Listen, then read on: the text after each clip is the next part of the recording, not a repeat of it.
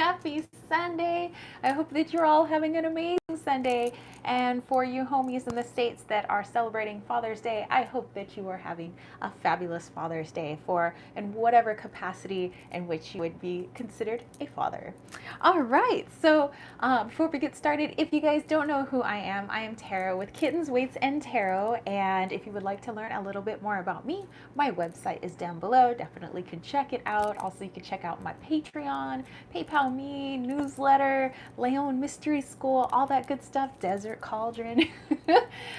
So yeah, all right. What do you guys have planned for today? What are you guys up to? Let's go back. It looks like we already have some people that are in here. Whoa, whoa, whoa. Susie said, I'm back. Lisa, She Walks in Beauty, did a walkthrough of Tinseltown Tarot. Oh, you know what? I just saw that one actually on Amazon. I was like, Butterfly Love Child, hello, hello. Lisa, hello. Butterfly's like, how are you all this fine, sweltering afternoon? Well, it's not even 100 yet. It's like 92. Oh my goodness. Um, Butterfly said, oh, I've had exactly the weekend the Three of Swords promised. Oh my goodness. Well, sending lots and lots of love your way. Let's see, going back here. Yay, okay, all right. So many people in here, I'm so excited. Okay, so you guys know that we have the solstice coming up next week on Tuesday. So, summer for homies in the north, winter for homies in the south. But, for all of us here in the north, we're going to be celebrating Litha, so the summer solstice. So for that, I have brought out a particular spread. It's not a spread that I created, and I forget who it was created by, but if you remember, let me know and I'll put it in the notes. But I'm going to be using a summer solstice spread for you guys. I do have on my little notes here things that I would like to hang out with you and do. So we're gonna, of course, cast our elemental circle because I do like to work with the 4 directions and the elements. Take a look at the Mayan astrological message for the week, our herb for the week. Again, we're gonna dive into that summer solstice spread. I do have the charms for our elemental forecast. I know you guys love those, but I love it too. So, and then you guys got to vote on the special question. So we're going to be doing that. We have a live chat viewers poll. So everybody that's in it today. I do a little bit of a healing, all the supers. So everybody who does the super chats or super stickers, I'll pull a card for you guys at the very end. And I'm going to use a deck that I just got. Bought for myself for my birthday. And it's the Affirmies. Take a magical effing journey with this 50 card profanity affirmation deck. Yes. And then we'll close up the circle and do our thanks. All right. So let's see here. Susie says, woo woo. Okay, guys. Before we get started, I'll have a sip of tea. I made a little vitamin C tea. So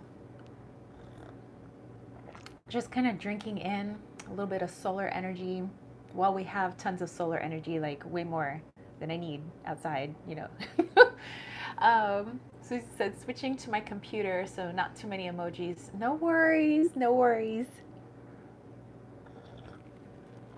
All right, guys, we're gonna go ahead and get this party started.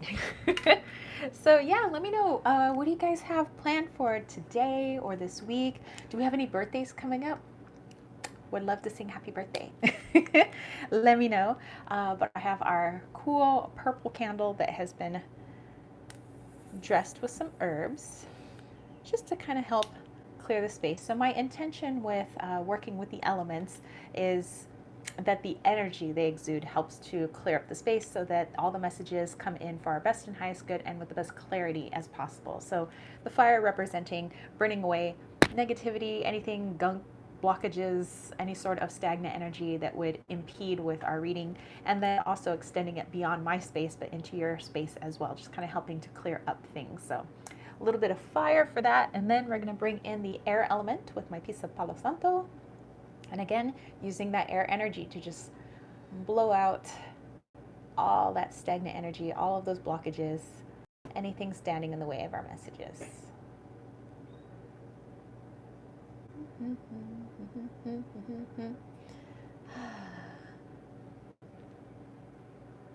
Smells so good. Just a little bit more.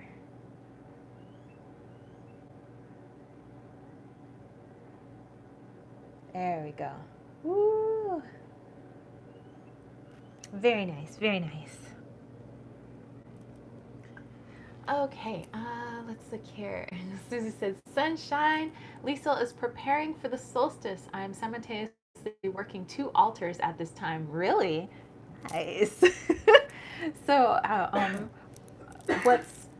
what are you doing at each altar? Like, what are they representing, or something specific for each? Would love to know. Oh, Susie says hi. And then bust out a little bit of our water. I guess this is the full lunar cycle water. So starting with the new moon all the way to the full moon, back with the 2 eclipses that we had. So starting with the solar eclipse and then ending with the lunar eclipse. So just go ahead and do a little water cleansing. And actually, speaking of water, James had called his dad for Father's Day, and we were talking about, the place on the property. We have a few places on the property where you can tell where the water flows, maybe when we have monsoons and things like that. And so there's kind of like this rocky canyon where you can sit up on the rocks. And we were like, when we're there one day and it's monsoony, it would be great to see if that actually does turn into a waterfall, and like how much water does collect there. And it would just be like so amazeballs. Okay, let's see. To bring in our earth energy, I have my boar wand here, which actually we created for Desert Cauldron. So if you go head over to Desert Cauldron on Etsy, you'll be able to see this, but I would like to use this for today. Number one, because boar energy is representative of solar energy and solar plexus. So I want to continue with that sunshiny, we're going to be entering into the solstice soon type energy. So just calling in the elementals of the north, which is off to my right, and asking them to help us to cast our circle today. Calling in the elementals of the east to help us to cast our circle today. Calling in the elementals of the south to help us to cast our circle today. Calling in the elementals of the west to help us to cast our circle today. Our circle is cast. Let our work begin. And so it is. All right, let's get started. Okay. And my goodness, this candle, you guys need to see this. It's kind of double flaming right now. Triple flames, actually. So cool. All right, a little bit of sound energy. I know you guys like the Tibetan singing bowl, so let's go ahead and clear it up.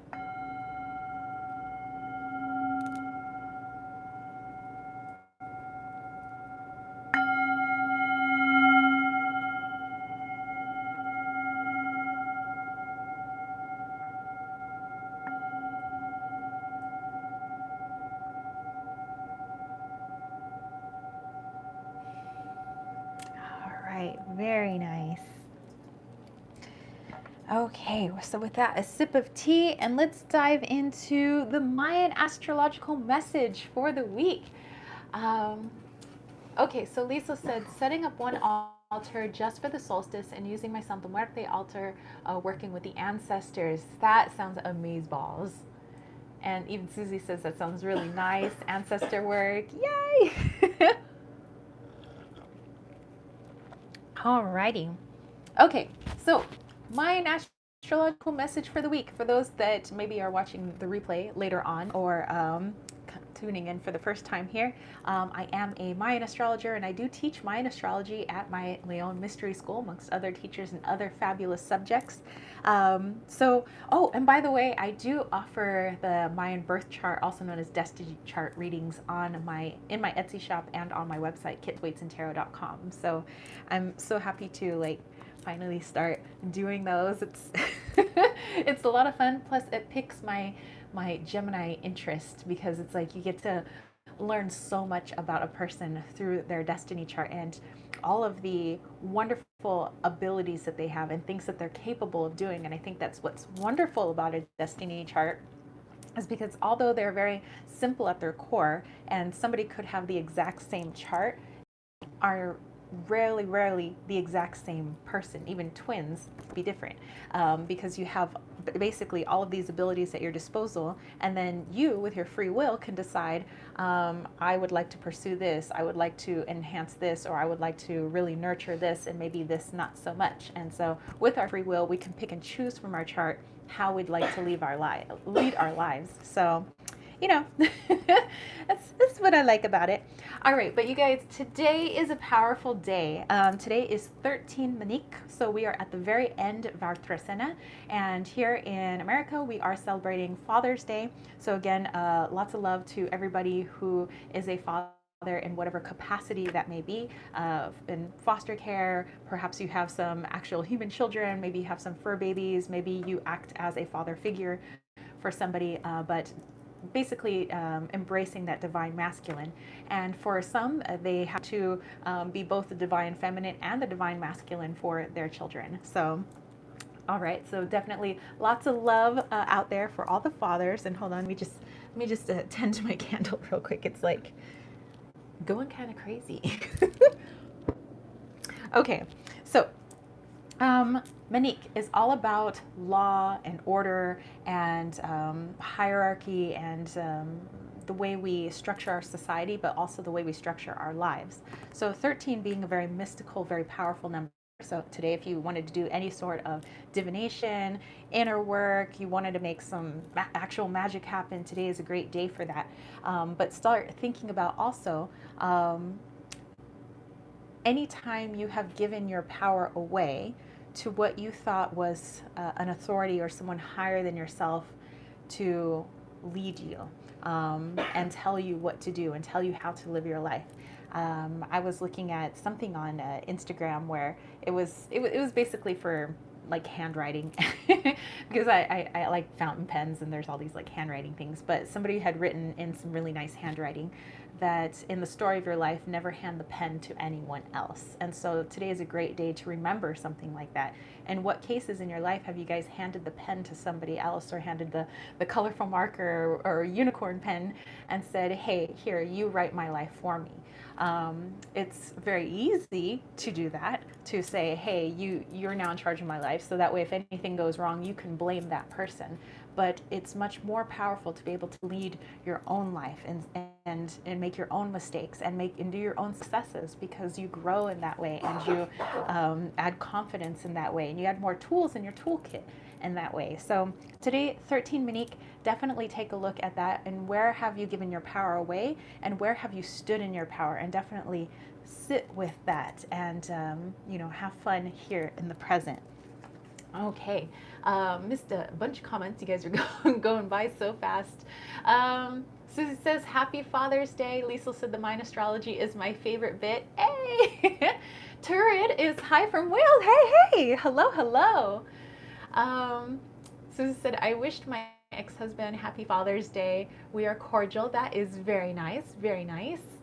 Purity Passion. Hey! This is good afternoon. And Lisa also saying hello to Chariot. Hi from England. What part of Wales are you in? And Susie said, yes, put your signature on your life.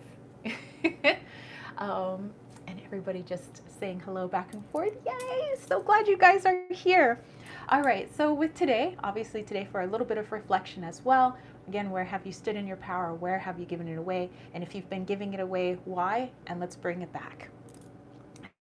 Anyway, we kind of go on throughout our week. Obviously, we have the solstice happening on Tuesday, but by the time we end this week's reading, it'll be for Saturday of the upcoming week. And Saturday of the upcoming week is 6 Ben, and Ben is representative of the home and also of children. You okay? Yeah. Okay. And number 6 is also the 6 facets of the home. So it's representative of your actions, both positive and negative, your shelter, you know, material possessions, also your career, also your friendships, also your close-knit relationships, and also your health. Those are considered the 6 vital aspects. So when it comes to the home, again, taking a look at what needs more nurturing. How would you care for it like you would care for a child? Even if you don't have children of your own, you know what it means to nurture. Many of you guys have pets. Maybe many of you guys have projects. Many of you guys have things that you would consider something that you have birthed. So in that case, how would you nurture any one of those 6 aspects, or perhaps all of those aspects? And has any of them been neglected, and why? Okay. So just something to look at for the week, you know, definitely home, but also thinking about our own lives and how we govern our lives. Okay. Um, yeah, it goes down the wrong tube, Susie, so it gets kind of choky. Okay, and then the herb of the week. You guys ready? For all my kitchen witches out there, and those of you guys that like to maybe make tea, or you like to make incense blends, or perhaps something you can work with at your altar. Susie's like, oh, okay. Yes, thank you, Lisa. Okay, we have wild cherry bark. Now, I think most of you guys are able to get your hands on wild cherry bark. I don't think it's too region specific.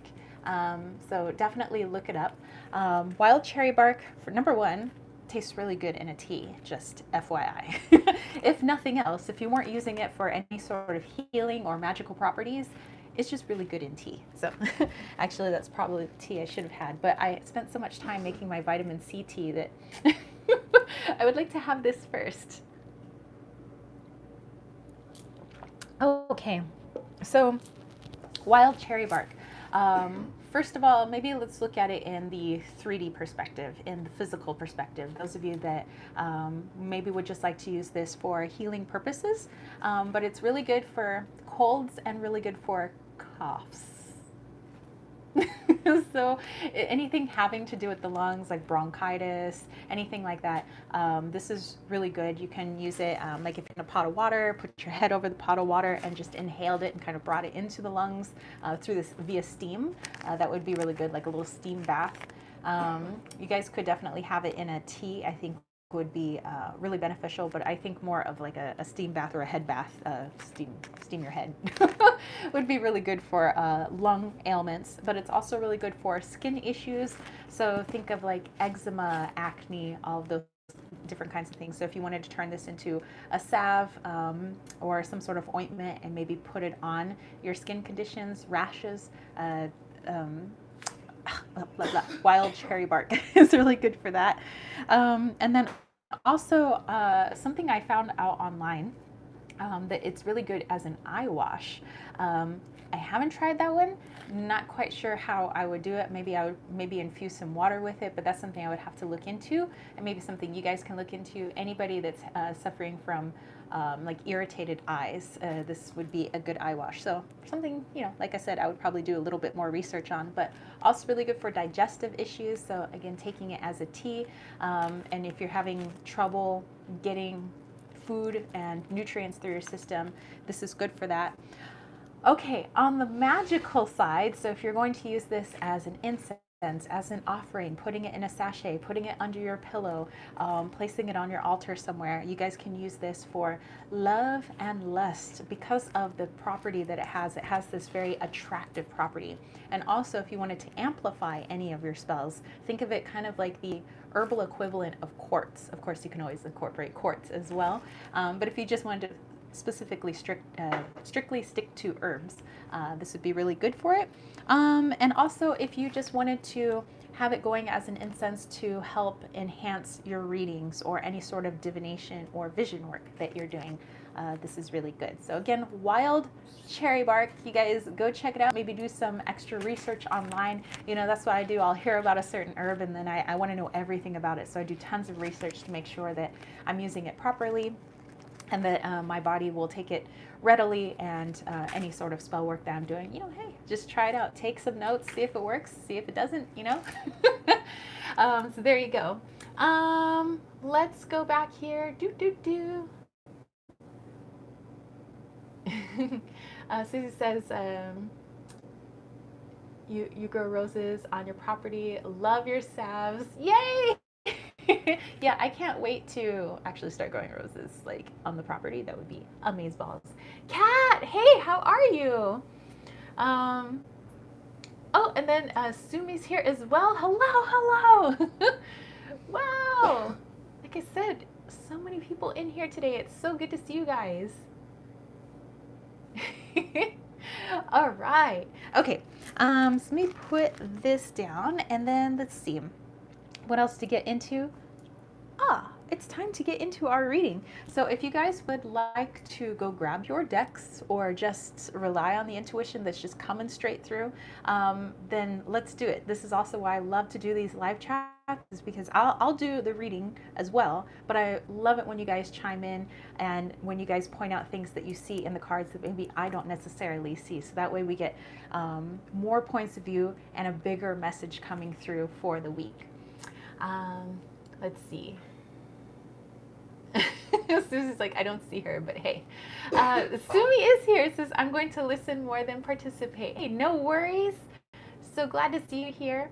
Lisa said, milk thistle really helps inflammation for me. Milk thistle is really good too. I've used it here and there. Usually I like to pair it with comfrey. I find it works really well. And Kat said, awesome. Baytown, make it today. Yay! Oh, wow. Sumi just got home 6 hours ago. Whoa, just rest, rest.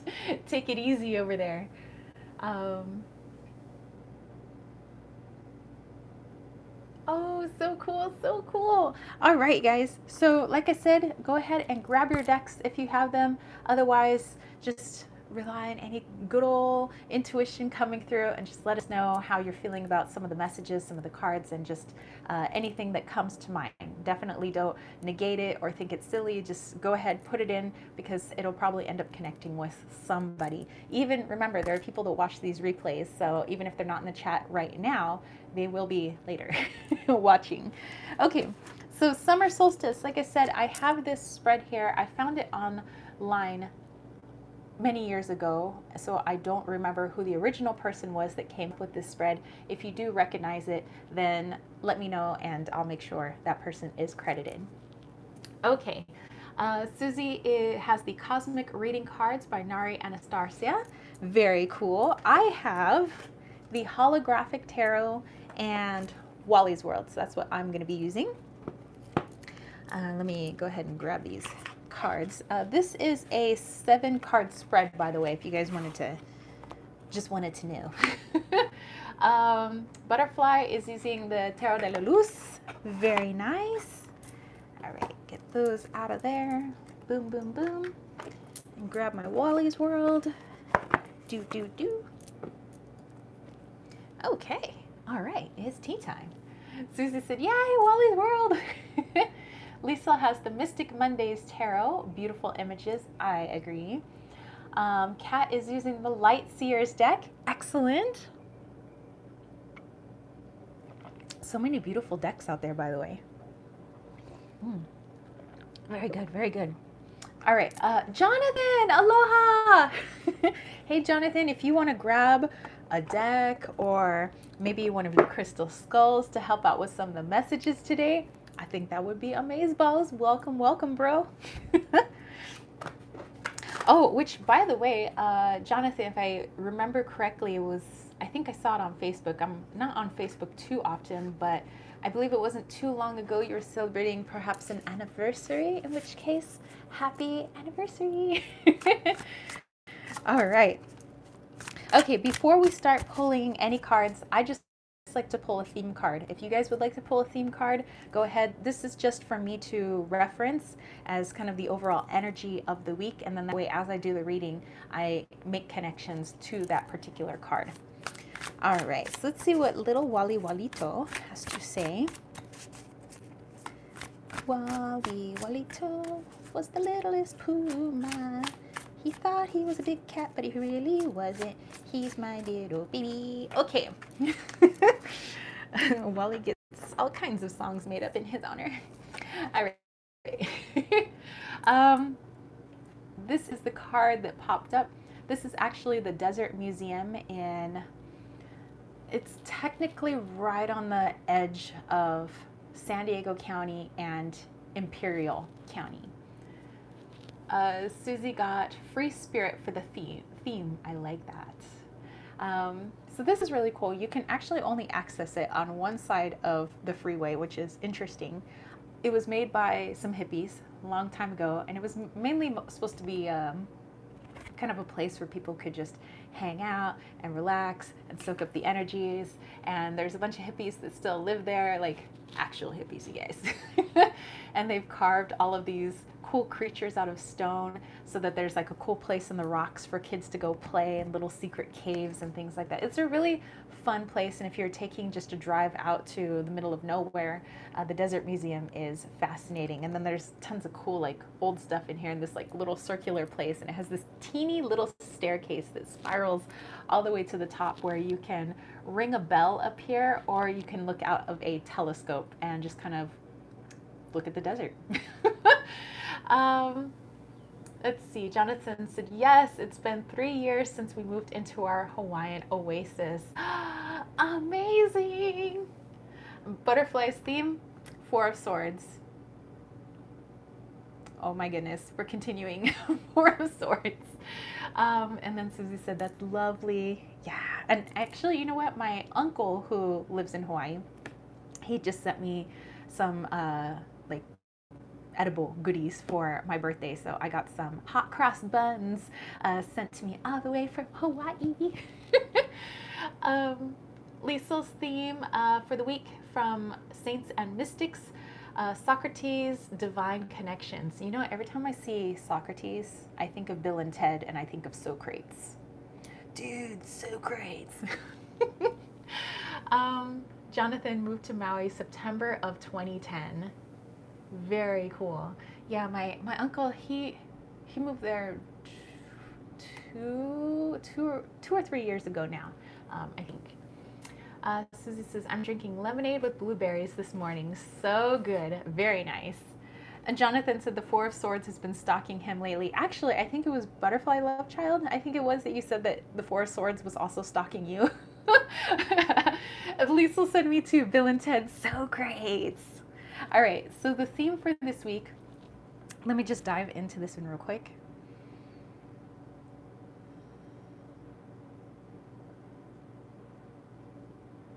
Okay, so the theme for this week is to not be so focused on the destination, the thing that you have to get done, where you need to go.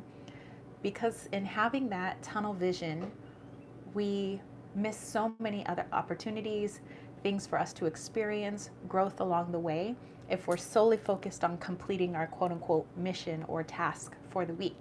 And I'm getting that with the Desert Museum, because if you're not looking around, you're going to miss it.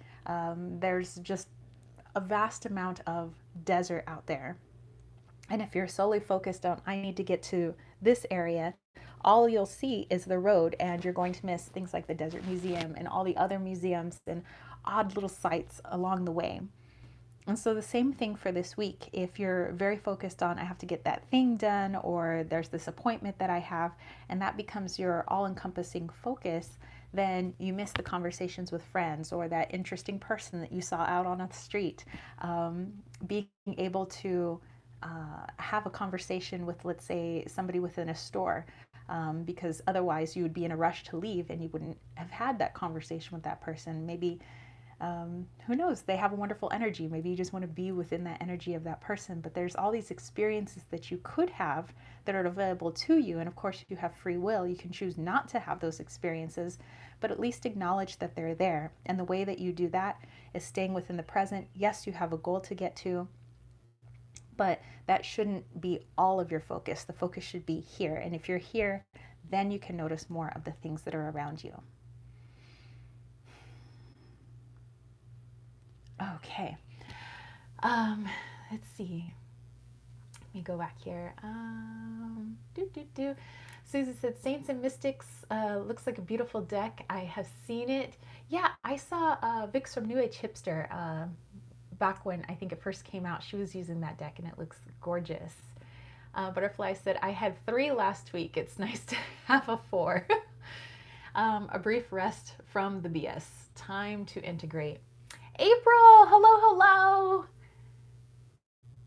And Jonathan said, it's the journey, not the destination. That's important. Exactly. All right, so I'm going to keep this up off to the side just so that I can reference it during our reading. All right, you guys, decks out. Let's go ahead hang out with your deck out. And let's go ahead and take a look at this summer solstice. Now you can, if you guys, some of you guys maybe might be in the southern hemisphere, remember that you can look at this from a more winter perspective going into the winter months as opposed to the summer months. Okay, so there are 7 questions. Sorry, I think I just smacked my microphone. Silver Star, hello. This is hello, loves. Hope you're all doing fantastic. We are doing amazeballs. I hope that you're having a great day. Silver Star said, Happy Father's Day and happy birthday, Gemini. And Jonathan throwing the alohas all around. Very cool. All right, you guys. So let's get ready for the very first question. First, let me just read off the questions and then we'll go through them one by one. All right, here we go.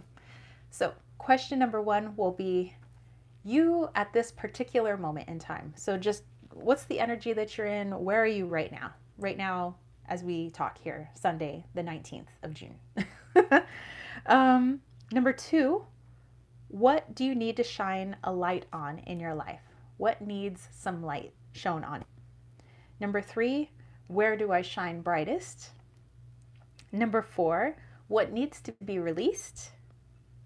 Number 5, what will grow this summer after I release? Or, like I said, if you're in the southern hemisphere, rework these so that it's about the winter months. So what will grow or perhaps lay dormant during these winter months? What do you need to take a rest on? Whereas in the summer, what do we need to release so that something can grow during this time?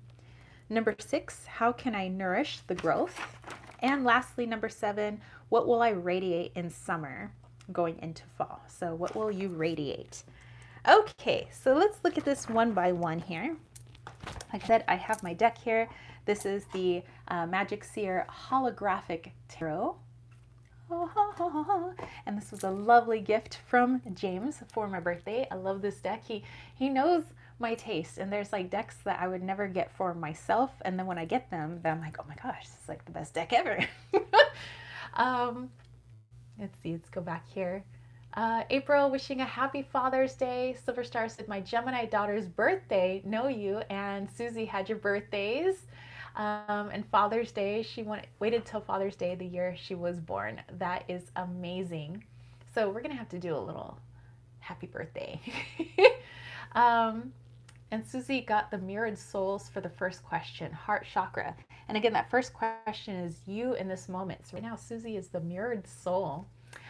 Oh, thank you, April. Yeah, I have my my vitamin C tea in here right now. This is one of those like lovely thrift store finds when you're like, oh my gosh, that's my cup. Let's see. Jonathan said my son was so sweet. He brought us breakfast in bed. Oh, that is cute. That is so cute. Susie said, thank you, Heather. I got mirrored souls. And yes, me, June 10th. Liesl got the strength card, a white tiger in this deck. Tiger's coming up again. That was also the theme of the Witch's Bounty box, the one of the subscription boxes that I have, and it was all about tiger energy. So that's interesting. All right, so Silver Star was talking about her daughter's birthday, waiting until Father's Day to be born. So you know what? Somebody's gonna need a little happy birthday song, even if your daughter doesn't hear. I think we just need to sing it because there are some other folks that are celebrating birthdays. I mean, June is just a fabulous month. What can I say? All right, guys. We'll do a quick little happy birthday, and then we'll pull a card for that very first question, as some of you guys have already done. Okay. Oh, hold on. Oh wait, do we need like a sound cue? Not quite the note, but here we go. Happy birthday to you. Happy birthday to you. Happy birthday to all the Geminis and Heather's daughter. Happy birthday to you. Boop, boop, boop, be doop. A pinch to grow an inch and a punch to grow a bunch. So happy birthday, everybody. Lisa said, happy Father's Day, everyone. My dad's in spirit now, but he's always near me. Yes, and to all of the father and father figures that have crossed over, just happy Father's Day, and they're all welcome during the chat to come on in. Actually, as I say that, I feel my grandfather show up, so that's kind of cool. And then Sumi's also got the little birthday wishes going on. Lisa said, have a smashing birthday, beautiful Geminis. All right, so question number one, us at this moment. And I know some of you guys have already pulled a card for this, so us at this moment. Oh, we have the world. Check out the holographics on that. All right, so let me dive into this one. Okay, so there's a great many of us, maybe not all of us, but a good majority of us that are coming to the end of a cycle. The moment where you finally are understanding a particular lesson, letting go of some things that no longer serve you, and, excuse me, that circle is becoming closed. I see that it's just finally that is coming to an end so we can start on another new little journey. But when you get close to the end of a particular cycle, learning a certain lesson or, completing a particular task, and I'm saying task as in it's beyond your to-do list. Like this is more in a spiritual essence, something bigger in your life. That when we get to the end of that cycle, things tend to feel difficult. Some of you guys that may have read the book The Alchemist know that towards the end of the book it feels as if what they have wanted will never come. It's never going to happen. And then they realize that what they were looking for was literally just like 100 yards from them. It was right there.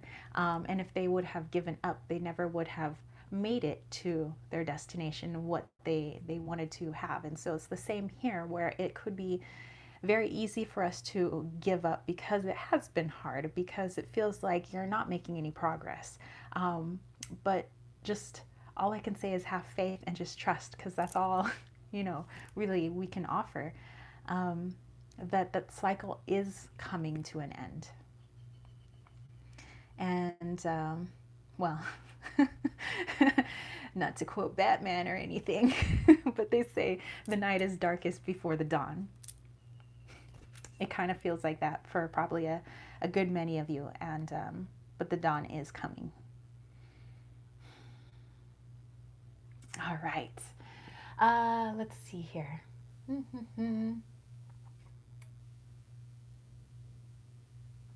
Susie said, nice card.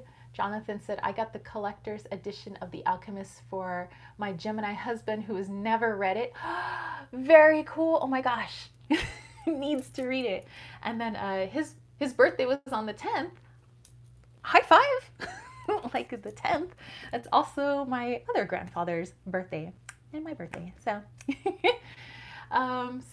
Sumi said, cycle's coming to an end. On June 22nd, spring is over and summer begins. And also our seasonal cycle. That's definitely true. Thank you for pointing that out. All right. So, we'll put that card there in the middle. Bada boom, bada bing. All right. And also, remember that we had this card at the very beginning, our theme card, that we become so focused on the end, we miss all of the stuff along the way. And so if there is a cycle that's coming to the end and our sole focus is, this needs to work out, and we're we miss all the opportunities to perhaps help us to fulfill, the ending of that cycle. April said, is this different than the normal astrology charts? How can we find out more? Oh, the Mayan astrology charts. Yes, it's a little bit different, but what I like about the astrologies of many cultures, like Eastern, Western, Mayan, and all the other ones, that are they offer similar information with a different perspective, and they all have their shining attributes. And I think that it's kind of cool that the more, I would say, types of astrology that when you put them all together, it just creates an even more rich understanding of one's own life. So like for the Mayans, it's mostly about seeing what's at your disposal, all of the gifts that you have upon your birth here on this planet, and knowing that if you have a propensity towards this possibly negative trait, but you also have this strength, how could you use your strengths to overcome, certain negative traits, and how can we turn some of those negative traits into positive traits? So it's being able to totally understand yourself, and the more you understand yourself, then you're like, okay, now I see kind of where I've been going in my life, and I can pull on these traits that I have so that it can lead me more towards my quote unquote destiny. And there is a particular destiny that we could work towards if we choose to. Again, it's all based on free will. And there's a lot of divination that's also incorporated into Mayan astrology. The Mayan shamans of Guatemala would use tsetse seeds, but those seeds are illegal here. So in my case, I would use like my runes, or I'd use my tarot cards when I'm doing like a birth chart reading, because it's definitely a lot of intuition as well as what it physically says in somebody's chart. So it's kind of fascinating. Let's see here.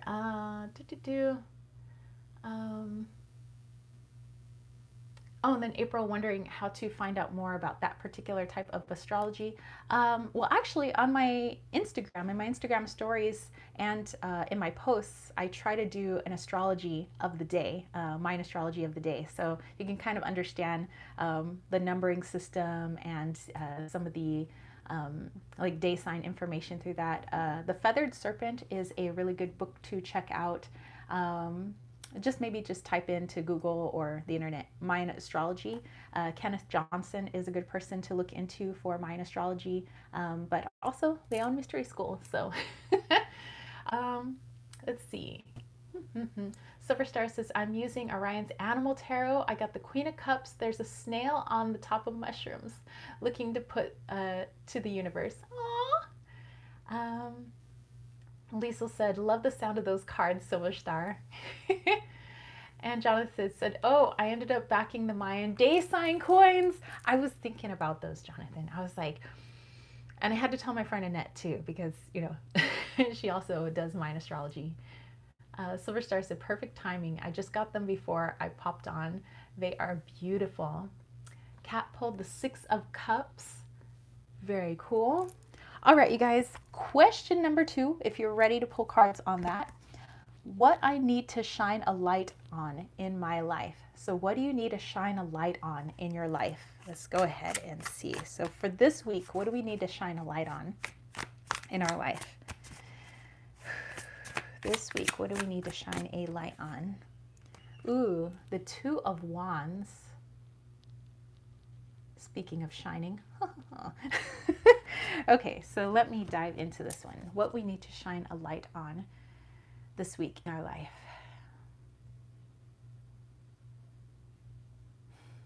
Again, I'm just feeling this like eagerness to be anywhere but here in the present.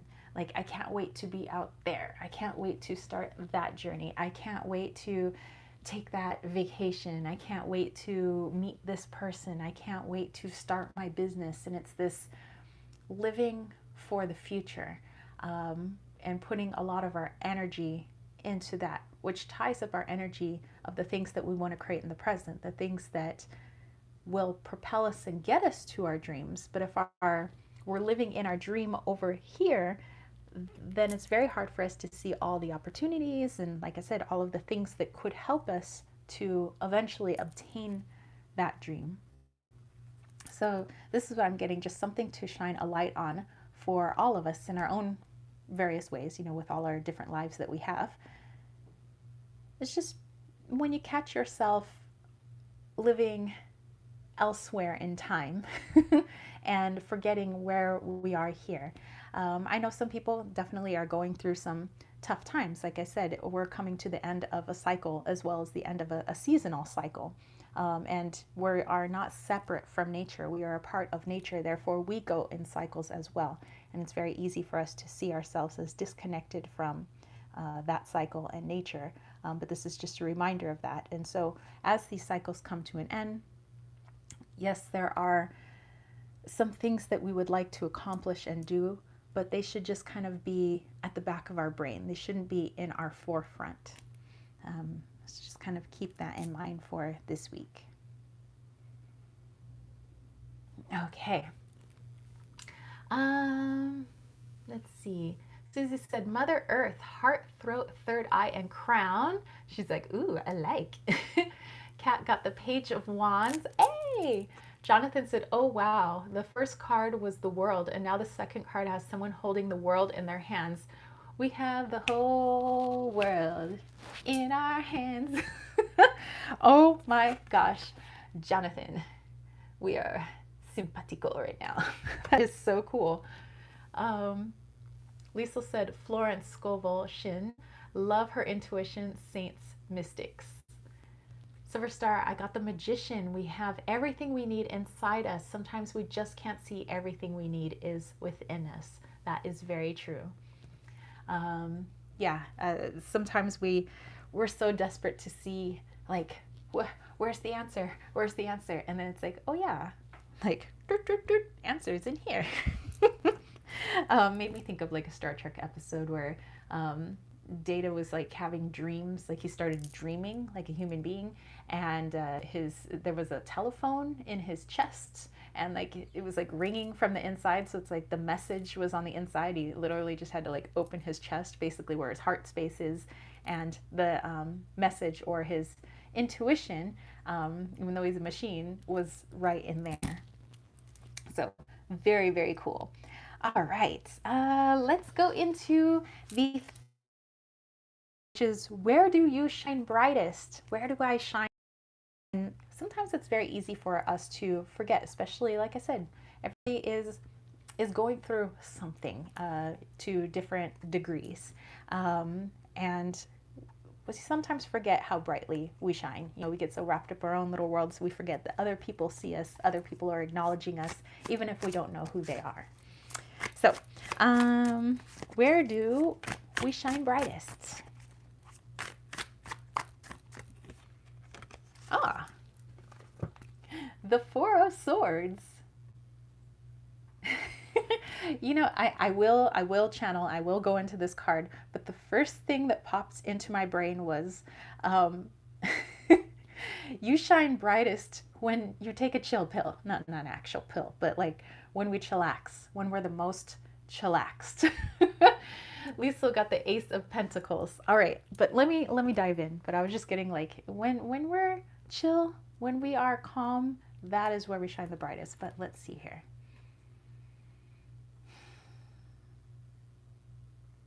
All right, so definitely it is easier for people to see our shiny little selves, the energy that we have to offer, the wonderful piece of love that we are, because we all come from Source, which is love, which is beyond the Valentine's Day sort of love. This is an actual energy.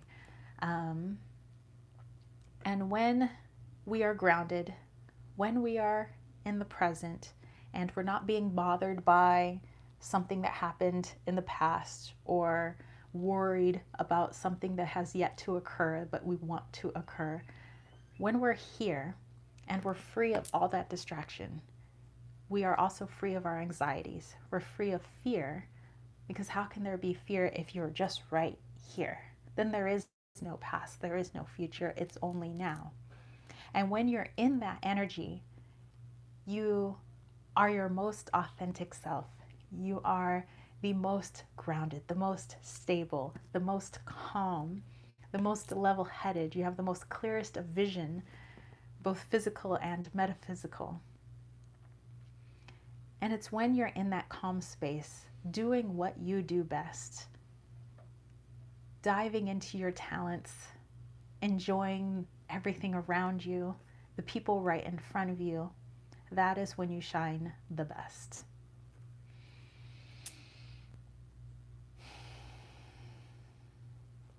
All right. Very cool. Let's see what you guys also got here. Susie got surrender, solar plexus. Kat got the King of Swords. Susie said, I think my theme, free spirit. Now this, get out of my Gemini mind. And Mother Nature, get my hands in the earth and relax. Silver Star got the Six of Cups, inner child, happiness and joy when we let our inner child shine and play and enjoy the present. Very cool. So yeah, a lot of being in the present seems to be what's coming up. Okay, that was very nice. A lot of wonderful messages and awesome cards coming through. This is amazing. And let's see, Jonathan says, there's that Four of Swords again. You like? Oh my goodness. So many synchronicities like right in the chat. This is crazy. Crazy awesome. All right. There's a lot of hibiscus in that tea, so it is delish. Kira, hello, hello. All right, you guys, let's see. Question number 4. What needs to be released this week? All right, we're going to have a change of season coming on. That means something has got to be released, whether you're heading into the winter months or heading into the summer months. Got to let something go, you know, with Mother Nature lets things go within her seasons. We got to do the same, you know, because we are a part of Mother Nature. Silver Star says, I think I'm in love with this deck. Thank you. Got to play with it with you guys. Kat said the cast circle energy. And everybody's saying hello to Kira. And Butterfly got the sun.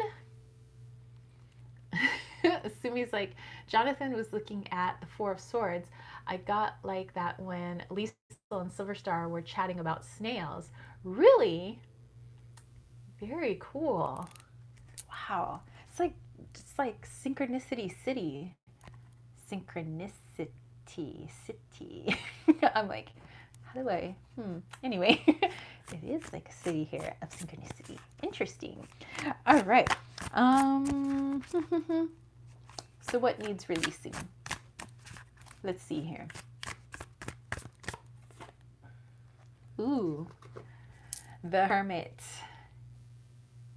Kira said, hello, Susie and Priestess and everyone. So cool to be on here. Time at last. Hey, hey, hey. Welcome, welcome. Happy to have you. And Lisa welcoming everybody who's joining the chat. And Sumi said, yes, snails represent the woman who spoke to me. Yes. Oh my gosh. Yes, I do remember that now. This is very interesting. Dude, the magic is afoot. Let me tell you. Okay. Something to be released, and we have this awesome psychedelic hermit right here.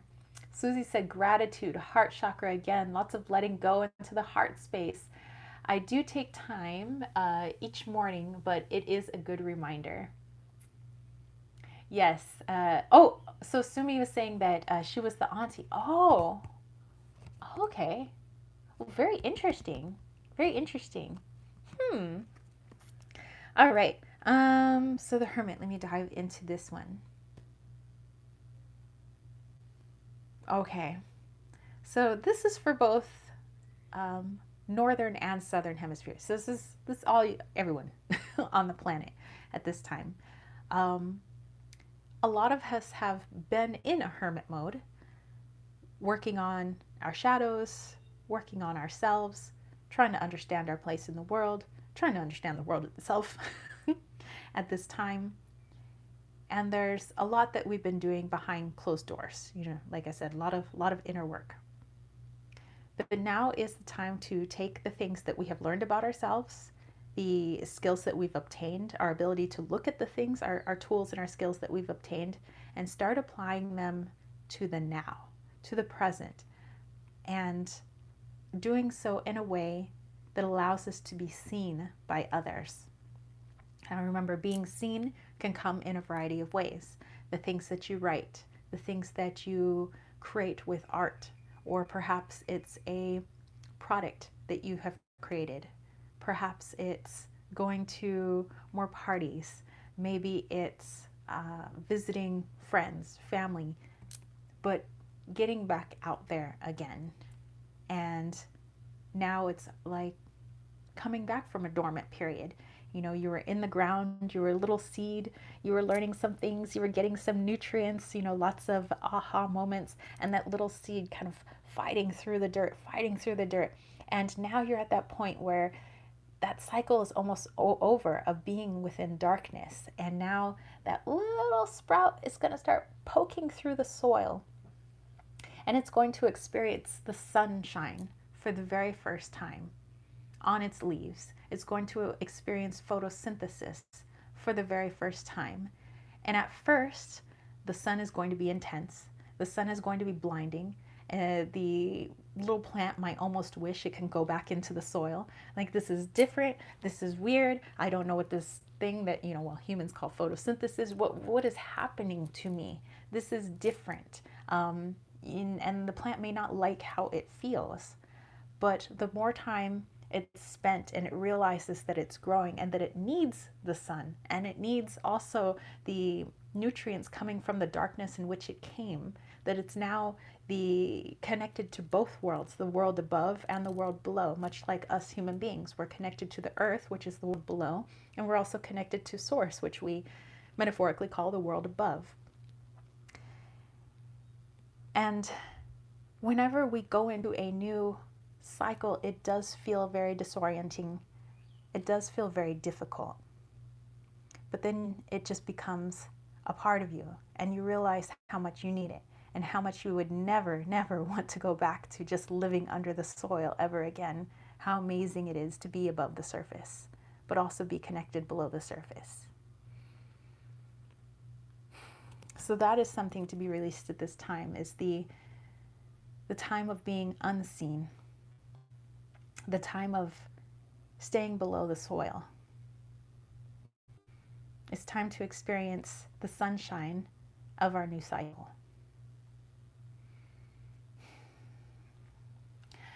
All right. Okay, let's see. Let's go back here. Oh, Kat's like, that's what I meant by the cast the circle energy. We're all sinking. Definitely. Like, we're all within this right now. Lisa said, I drew St. Lucy, fierce strength. Interesting. And Susie said, I never have a temper, and yesterday I got hot-headed at my partner. It was weird. Interesting. And Silver Star says, I got justice, letting go of perfectionist. Imperfect is perfection. And Susie said, it was stupid. It was about him sharing something with his sister, so I think I felt a little betrayed, but we worked it out.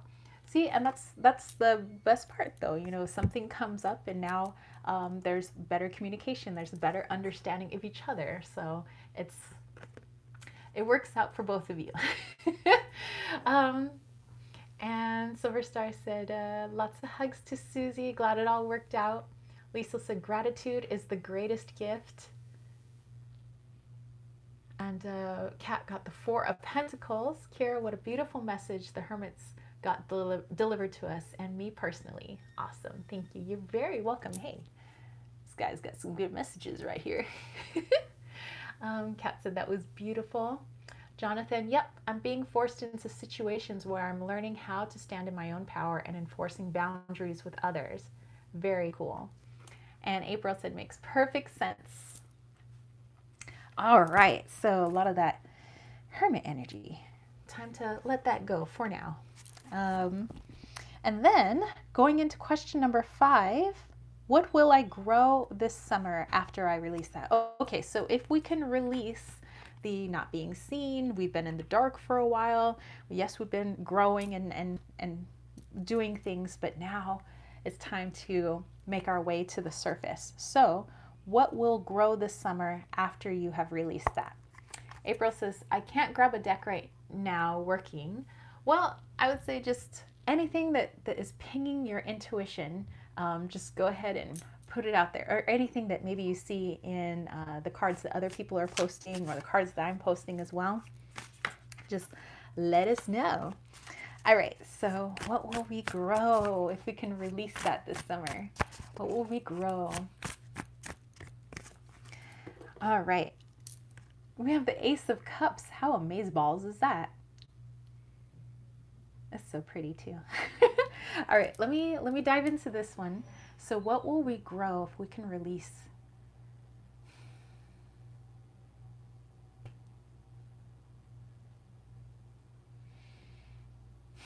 Okay, so by releasing that time of dormancy, that time that is spent underground, if we allow ourselves to emerge, although it being maybe a very difficult experience, but once it's happened, you wouldn't trade it for the world. The world card that we got at the beginning. Um, but it just feels like things that really light us up in our heart space. That is what we can look towards, the thing that will grow if we can shed that time of dormancy, that time of being out in the shadows, so to speak, behind the curtain. As we have more opportunity to go towards the things that we love to do, and we can do those things that we love to do, but you got to come out of your hiding. So I'm thinking of like the prairie dog or the groundhog maybe. Being underground and peeking up out of your hole and seeing, oh, I would like that over there. But you wouldn't see it if you didn't poke your head out. And you can go towards that. And I just feel an all-encompassing fulfillment of joy, like absolute joy.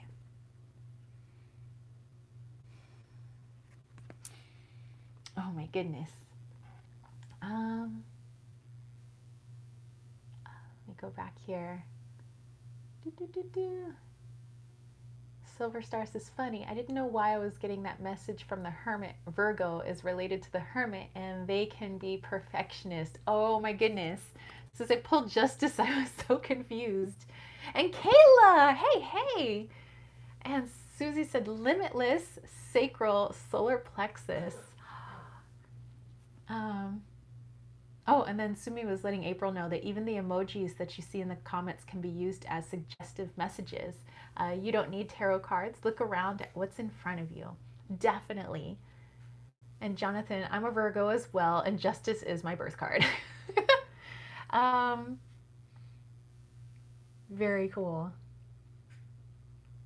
Silver Star is loving the synchronicities. Liesl got Judgment. I don't know what to make of it. Some sort of awakening or an aha moment. Jonathan said the Ace of Cups has been another stalker card lately. Well, it is stalking. Kat got the King of Cups. Ooh, lots of cups energy.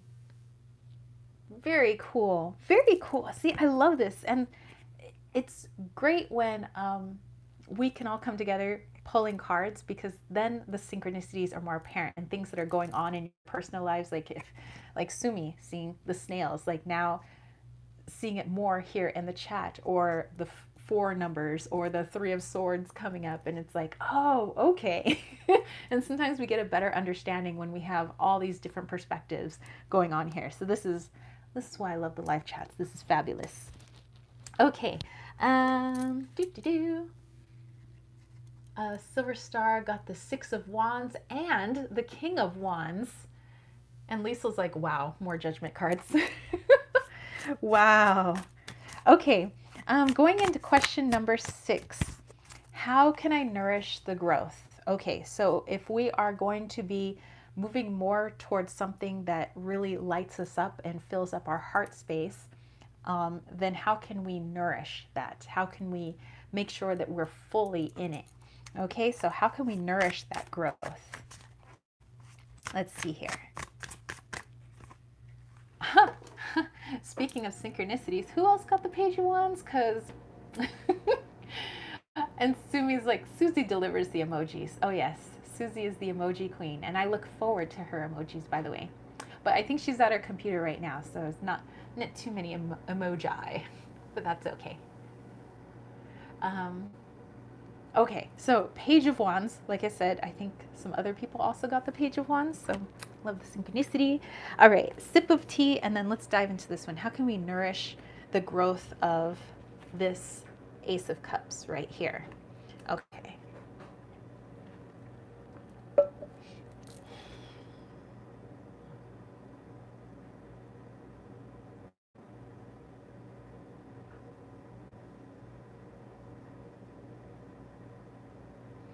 Okay, the Page of Wands is coming in to say that sometimes when we go towards the things that light us up, like let's say, for instance, photography. I say photography because I just got my camera back from it, getting it sensor cleaned. I love photography. And let's say an opportunity opened up where I could do something with my photography, but it would be at a base level, almost like a beginner's level. Now, my ego may flare up and say, well, I'm beyond a beginner. I was a professional photographer. I did professional photography for a living. Why on earth would I do something at a beginner level? And what I'm hearing from just source is that when we poo-poo particular opportunities because we feel that we are better than that, we are missing out on something wonderful that we can learn about ourselves.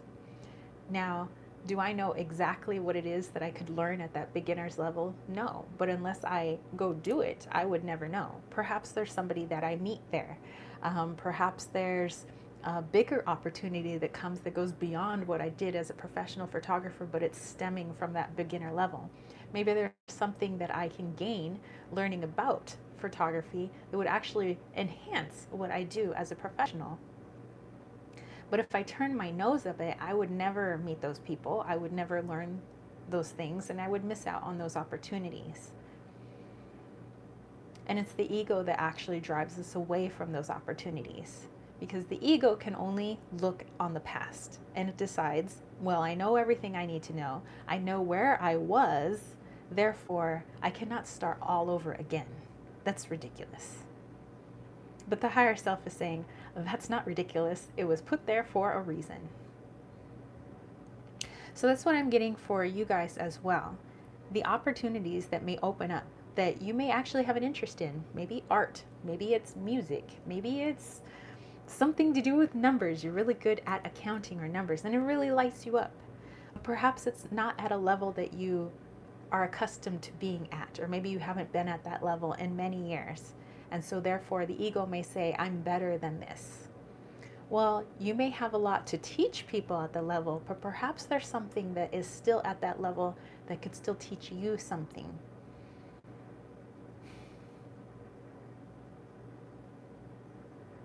And so what's coming through is don't knock it till you try it.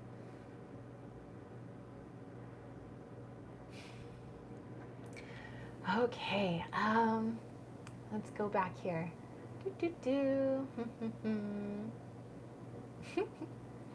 All right, so yeah, Silver Star had gotten the Page of Cups. Cat pulled the Page of Wands also. Dude, is getting mystical in here. Lisa, I got the Saint Mary MacKillop Life Lessons and the World card coming up again. Susie got the Golden Crown, Spiritual Light in Myself and Others. Molly, hello, it says, hi all, this has been a lovely, lovely reading so far. Well, I'm so glad you could join us. Susie said, beautiful cards for everyone, much information in these polls. Yeah, definitely. And Lisa is loving everybody's cards. And Susie said, very beautiful. Yeah, dude, the message is coming through. And Kat got the Knight of Cups. Wow. I'm just like looking down at the cards as I'm placing them. It's going to be an amazing week, you guys. This is an amazing week. This is the beginning of, it's the beginning of the end and the end of the beginning, you know, because cycles coming to an end, new things. It's just, I feel really good about this week. Jonathan said, I was offered a writing job for an online pagan e-zine, but no pay, but I get to keep the products I review, decks and books. I can advertise in the e-zine marketplace pages. That's amazing, Jonathan. Oh my gosh. That is so amazing. Like, I would say that's a good trade-off. You know, technically you're not being paid, but you can do like basically free advertising and you get some spiritual tools that you can use. I mean, that is too cool.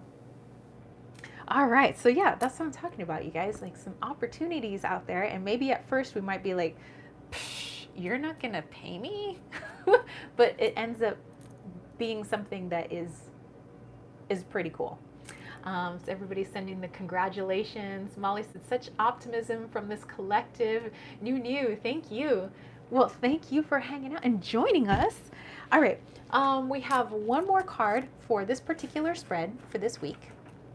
And it is, what will I radiate in the summer / fall? So what will I radiate in the summer? And also think about those of you that are going into the winter months. So if you're from the southern hemisphere, what is it that you will radiate going on into winter? Silverstar also sending the congrats to Jonathan. All right, so what will I radiate in summer going into fall? What will I radiate in summer going into fall?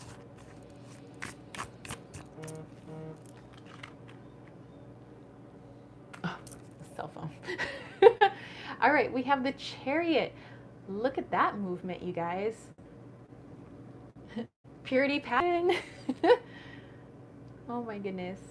Dude, these cards are so beautiful. Okay, let me dive into this one. What will we radiate in the summer?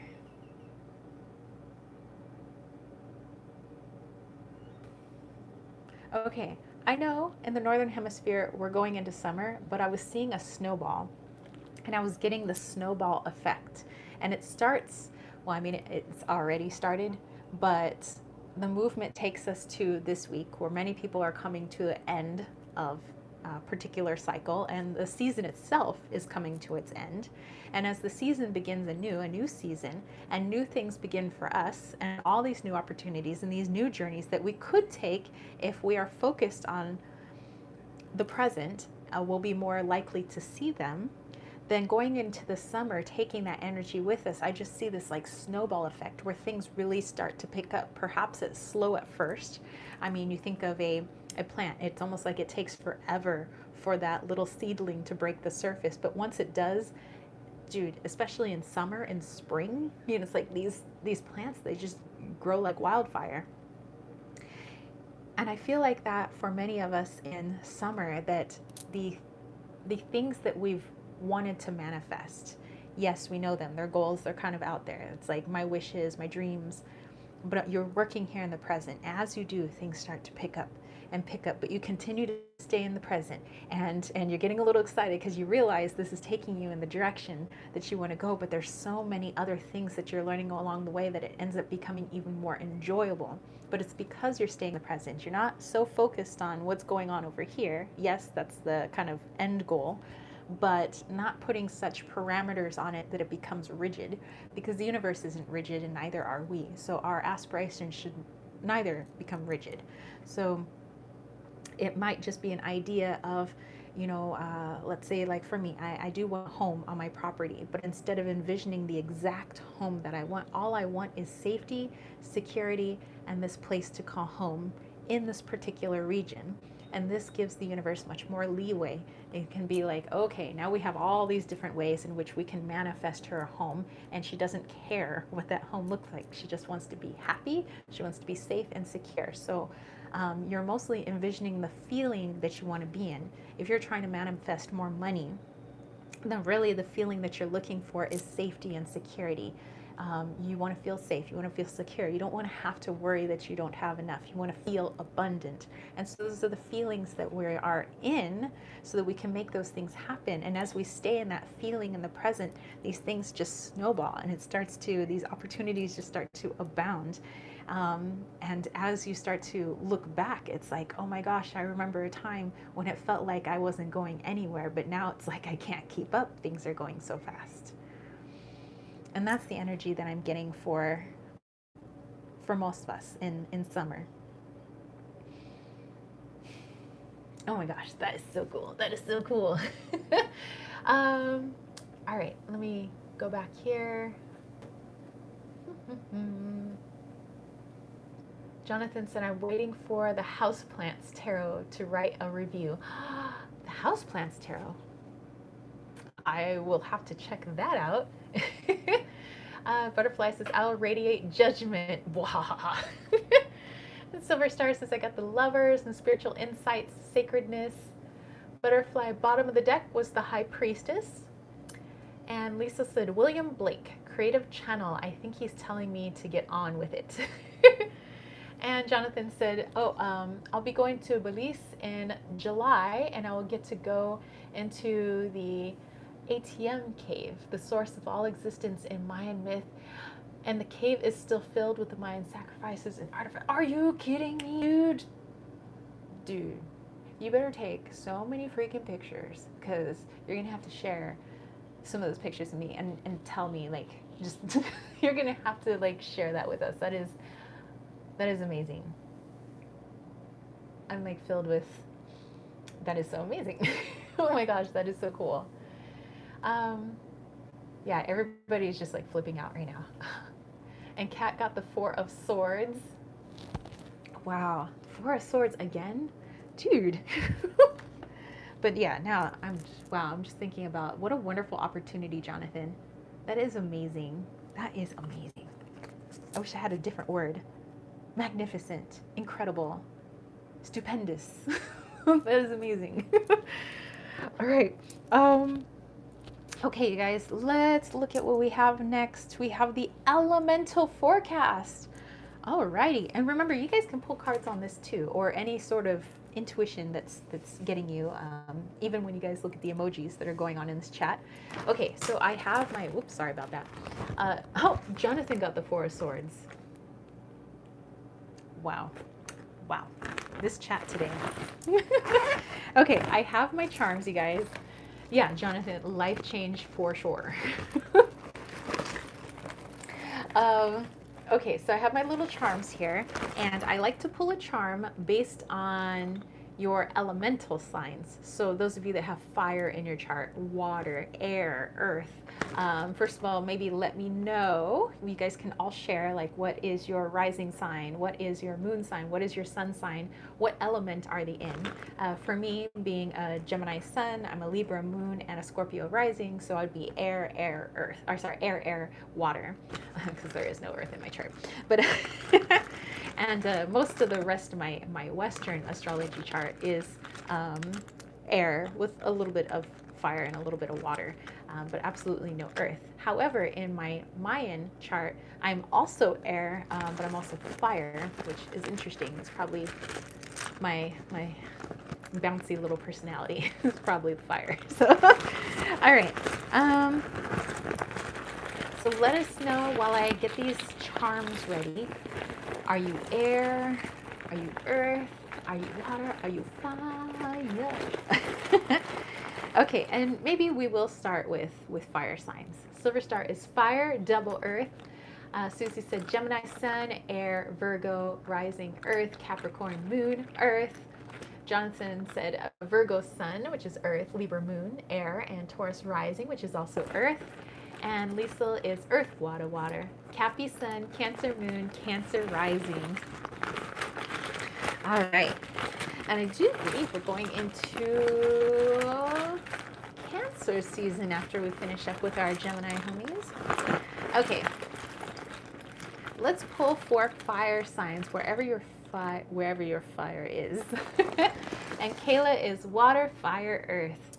Okay, we have, It's a little mirror. Hold on, it's like a little washed out in the light here. But this is, there you go. It's meant to be like a little mirror. Susie said, Lisa, big year for you with that Cancer moon. And Kayla's like, wait, no. Water, fire, air. Oh, Susie said, and the rising sign, yes. Okay, so the little mirror, and this is for our fire signs. Oh, okay, extra message for fire. And I was getting that Michael Jackson song. I'm looking at the man in the mirror. I'm asking him to change his ways. No message could have been any clearer. If you want to make the world a better place, you better look at yourself and make a change. So, fire signs, if you feel like you are getting quite perturbed this week by people who just rub you the wrong way, perhaps they're doing something that you think is selfish, or they're being greedy, or they were very rude to that person over there.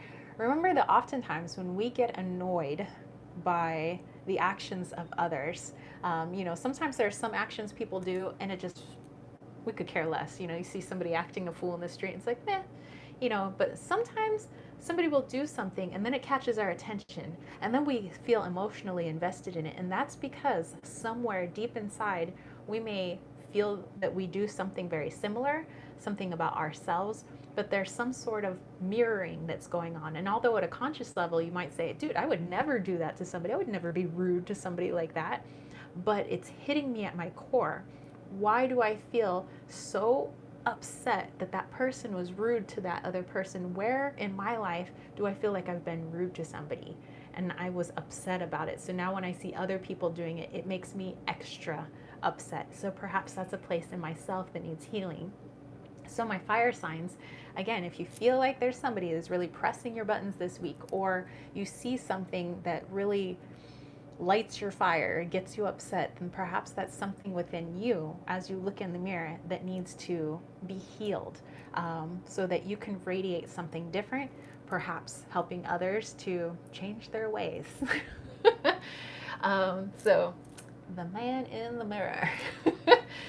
Silver star. Lisa said, fire signs, I drew St. Anthony for you. Reclaim. Exactly. And Lisa said, Susie, yeah, I'm loving it. I feel quite maternal. And Sumi, the mirror, almost takes the shape of a conch. Yes, definitely. Almost looks like a conch shell.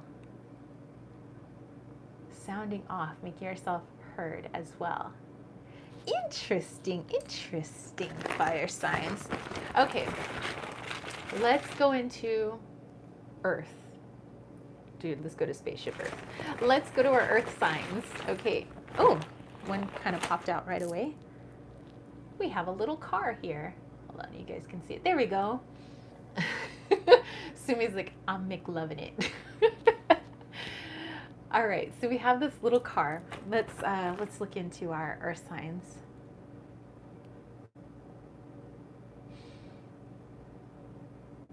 Okay, 2 messages, 1 literal, 1 symbolic. So first message coming through is many of our Earth signs are going to be doing a bit of traveling this week. So I'm not talking about the normal travel that you guys do every day to go to the grocery store or, going to work or whatever it may be. This is more like you're going on a vacation, or you're going someplace that you haven't gone before. Just remember what we said at the very beginning is, yes, we could be focused on, this is for literal travel, being focused on the actual destination, but enjoy where you are in the vehicle at that time and look around. Yes, keep your eyes on the road, FYI, but take the time to look around. Sometimes when we're driving long distances, our mind wanders, and sometimes our mind just wants to be way over there. But remember, when your mind wanders too much, sometimes that could take our focus off of the road, and mishaps could happen. So keep yourself present. The way you keep yourself present is noticing everything around you, the other drivers, the odd license plates that you might see, the out-of-staters.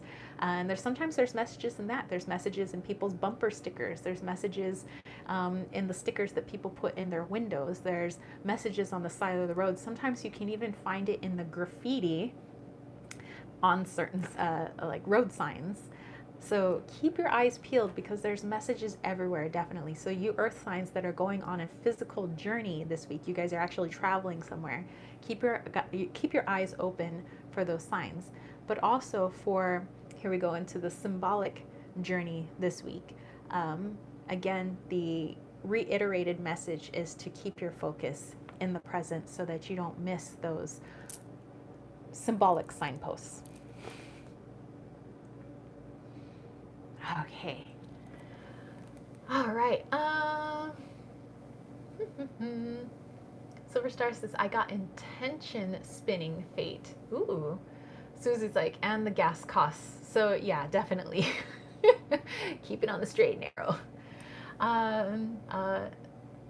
Jonathan's got the eyes like, travel sounds delicious. Liesl said, Earth, Saint Sebastian, resilience. Sumi said, everything, look around you, right in front of you. Yes. Exactly, exactly. All right, let's go into air signs. All right, air signs. Oh, I think we have a pog. This is from my Oracle pogs, and this pog says strength. All right, air signs. In the month of air, we have strength. Okay, so let me dive in on this one.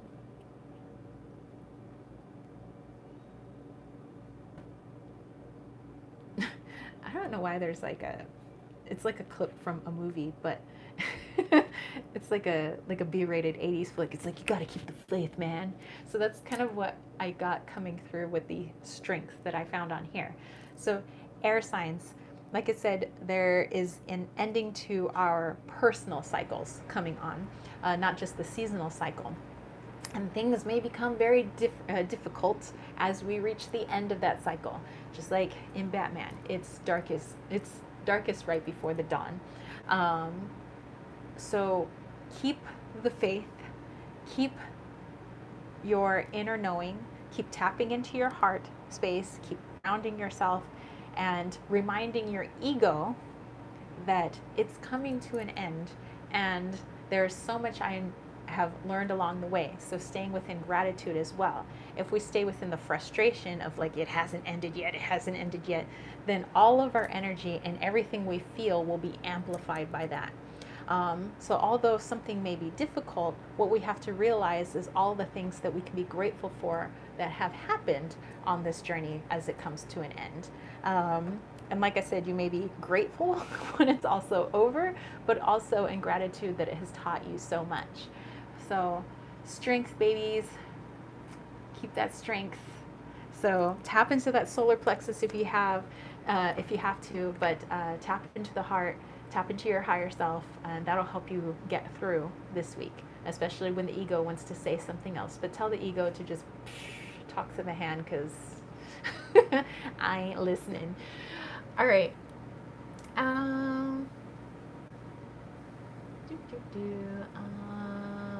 Silver Star says, for Earth, I got 10 of Pentacles. It's okra, looking at the pentacles, and opportunities expand your horizon. Very cool. And Lisa got for air signs, Edgar Casey messages. Interesting. Jonathan said, I actually have a bunch of signs in Libra. It's the sign that shows up the most on my chart. And Susie said, I love Edgar Casey. I have a very old medical book by him that was my great aunt's. Very cool. And Silver Star said, I feel you, Jonathan. My 6th house has a stellium in Libra.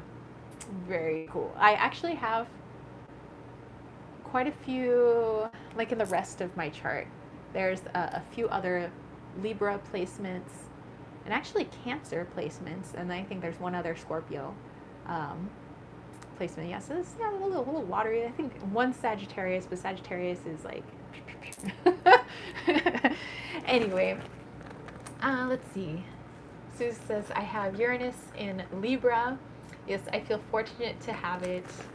All right, let's look into our water signs then. Water signs, water signs. What do we got? We got a water sign. Okay, oh. Water signs, you have a ladder. Silver Star said Jupiter, Saturn, and Pluto in here. Okay, interesting. I was actually, I was overhearing James when he was talking to his dad. He was saying something about ladders. So that kind of catches my attention that I see a ladder here. And since he's a Scorpio, he's got water, but he also has water in his moon.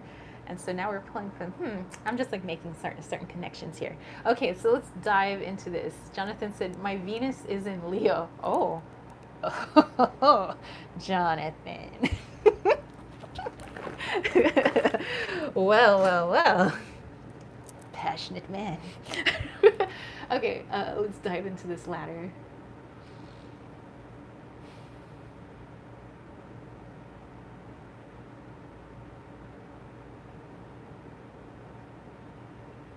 Oh, okay, so this is an interesting message. And I'll just say it the way it was said in my brain. I hope it makes sense. The ladder is only as stable as the foundation that is placed upon. If you are wanting to get a higher perspective on something, if you're wanting to understand something, see it differently or see it more clearly, your foundation must be stable.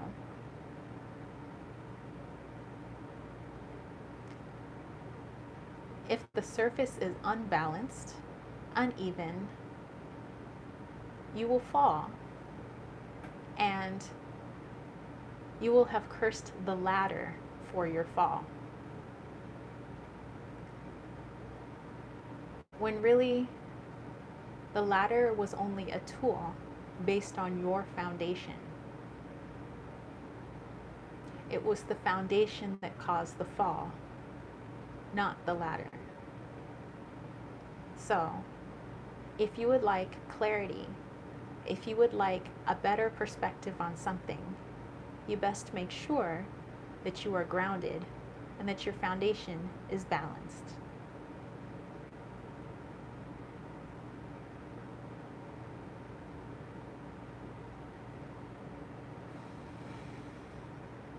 Whoa. Whoa. All right. Let's see. Susie says you could really use that in a powerful way. See, I knew you were very powerful. Silverstar says, I'm going to have to drive, but I'll be lurking as long as I can. Drive safe. Yes, and Susie also says, drive safe. Yeah, definitely. Be careful. Wow, what an interesting message for you water signs out there and the ladder. Elisa said, water signs, I got Plato, student of the universe. Very cool. I love the philosophers. Okay, whew. Let me just readjust here. Okay, a little bit more tea, and I'm so glad that it's in my insulated mug so that like my tea stays warmer later. Elisa also saying, drive safe. Yes. All right, guys. The special question. Okay, it was almost a three-way tie between three different questions, but there's one question that it was weird because it was like in the YouTube memberships, it was the same three questions were in the lead as the questions that were on the like main public YouTube page, but also in my Patreon group. Like people liked those three questions. But there was one question in particular that was voted on by all three platforms as being the one with the most votes. So, okay, let's see here. Jonathan said, I'm getting ready to go to the beach with my guys, husband and son. Oh, my son has half his signs in Capricorn, including his sun and rising. Silver Star says it's 12:34 p.m. I did pull cards before I left, 3 of Cups and the Ace of Pentacles. Interesting. And Jonathan said, lurking while I'm getting ready. Well, lurk away. And Susie's letting Jonathan know that her son also has a very strong Capricorn. Very cool. Okay, so here's the message that you guys voted on and had the winning vote. What message would my body like to convey at this time? All right, what message would my body like to convey at this time? And I'm going to use the Mystic Martian Oracle, which was a gift from my friend Annette, aka Project Refined Life. She got me an awesome little goodie bag. It was so sweet, and I've eaten most of all the snacks. Annette, if you ever do pop in here, I'm just letting you know that they're almost all gone. And I just got it yesterday. Okay, so the Mystic Martian Oracle, actually this was on my wish list, so I was like shocked when she had gotten it for me. Okay, so let's find out for all of us, what message would our body like to convey to us at this time? Here are the backs of the cards. It has this awesome green edging. It's just, I'm gonna have to do a walkthrough of this deck too. Okay, so let's find out. What message would our body like to convey at this time?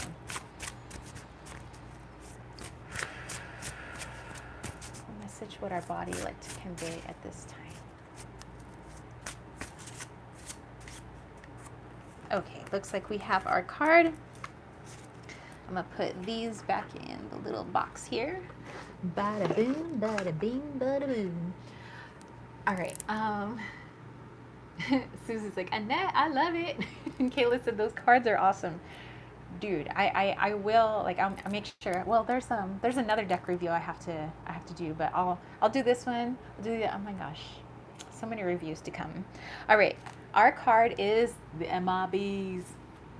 Stalking, intimidation, and confrontation. And what it says in the guidebook about the MIBs is that they're actually androids or robots that are mixed with biosynthetic form, and that they often, in their actions, seem very cold and uncaring, is because they lack feeling and emotion because they're not actually human.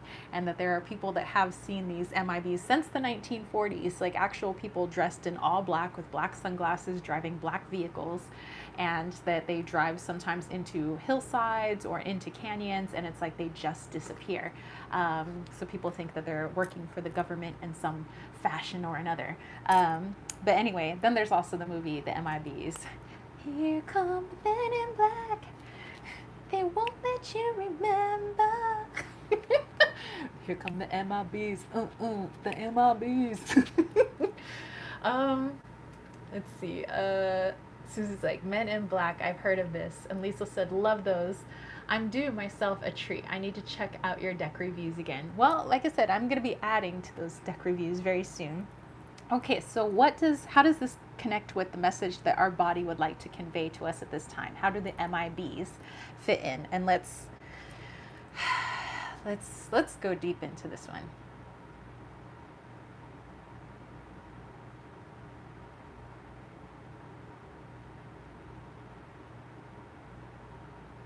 Oh. Okay, very interesting with this card. So I was getting that the message is, in some fashion, we have acted like these MIBs to our own bodies. Like I mentioned before, there are those that speculate that an MIB, a man in black, is actually a biosynthetic form mixed with an android. That it's not actually human, therefore the way it speaks or interacts is very cold. And the message that I'm getting is, at times, we have acted that way towards our own bodies. The intimidating the body. If you don't work the way I want you to, I'm going to be very upset. They're placing more negative and angry energy on the body. My knee hurts. Why do you hurt? Oh, you're so stupid. You stupid knee. And all of these, sometimes we might even use more strong language when speaking to ourselves in our own body. Looking in the mirror and hating parts of yourself. Why doesn't it look like this? I've been working out at the gym so hard. How come this hasn't been fixed? And it's almost like an abusive parent yelling or scolding their child for just being them. And they're trying their best, but the parent isn't satisfied. So in that case, it's like us being that very cold unfeeling ego energy and berating your body because it isn't acting the way you want it to. I need you to act right. Some parents might tell their children. What does act right even mean? I need you to behave. I need you to sit up straight. I need you. And so I'm just getting this very, very negative energy that sometimes get directed to ourselves. And so this is our body calling out to us the way a child would. Please stop. Please stop talking to me in that way. I'll do everything I can to make you happy, healthy, but you have to feed me not only happy, healthy foods, but happy, healthy energy, and the words and the way you speak to me, the way you look at me. If you fill me with energy, I can't operate efficiently.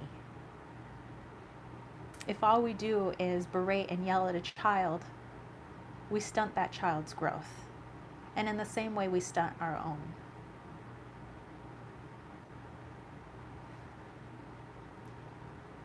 Your body may not move as fast as somebody else's or tone up as quickly as somebody else's. That's okay, because you are not those other bodies. You are your own body. Just like a child is no other child except yours. And to some degree, it kind of does whatever it wants to do. But mainly it's filled with love, and it wants you to fill it with love. So keep that in mind next time you want to say something negative internally. Perhaps you don't say it aloud to yourself about, oh, I shouldn't have ate that last cupcake because that's just going to do da da da da da da da. Or looking at your thighs, or looking at the eczema on your face, and yelling at your body as if it's done something wrong.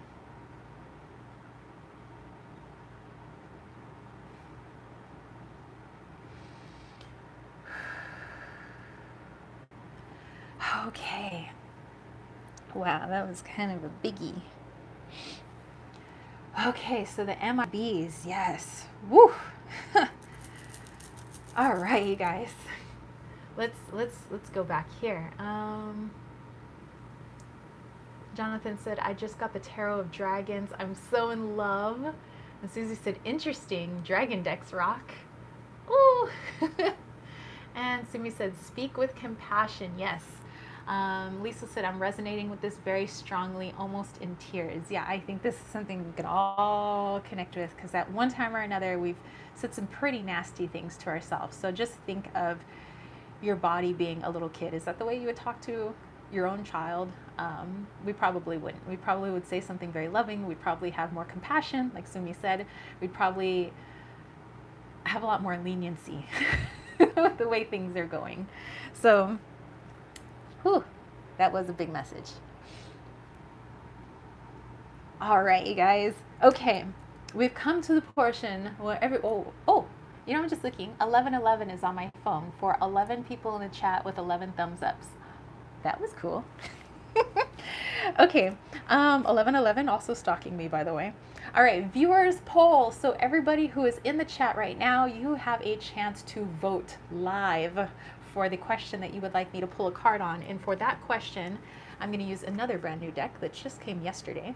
And it's the Rose Oracle. And this is by Rebecca Campbell. And the artwork is by Katie Louise. So we'll go ahead and pull a card from here. Oops, I knocked down my little Wally card. There we go. Okay, so here are the questions. Silverstar said, I feel that beautiful message. Susie, thank you. I was feeling like I wasn't looking good, too hard on myself. Yes, so definitely look at like little Susie. If that was your daughter, I'm sure you wouldn't speak to her that way. Susie said, pretty. I saw Anne just walk through. Oh, so cool. Okay, here you go, you guys. So if you have emojis, then I'm going to have you vote with either a red heart emoji or a green heart emoji. If you're at a computer and you don't have access to your emojis, just type the words red heart or type the words green heart. Jonathan said, I posted a flip through on my YouTube channel, and thank you for this amazing message. It really struck home. I'll have to check out your flip through, by the way. Okay, so the first question, and if this is a question you like, go ahead and vote with a red heart emoji or type the words red heart. What transformation am I going through? What transformation am I going through? Question 2. Vote with a green heart emoji or type the words green heart for this question. It's never too late. What finally needs healing? It's never too late. What finally needs healing? All right, you guys, go ahead and cast your votes. Again, red heart emoji or the words red heart are for what transformation am I going through? Green heart emoji, it's never too late. What finally needs healing? All right, so we have some votes coming in already. Silver Star says, I absolutely love the rose deck. I just got it a bit ago. Oh, really? Very cool. All right, Sumi coming in with the red. Jonathan coming in with the red. Liesl coming in with the red. Kayla coming in with reds.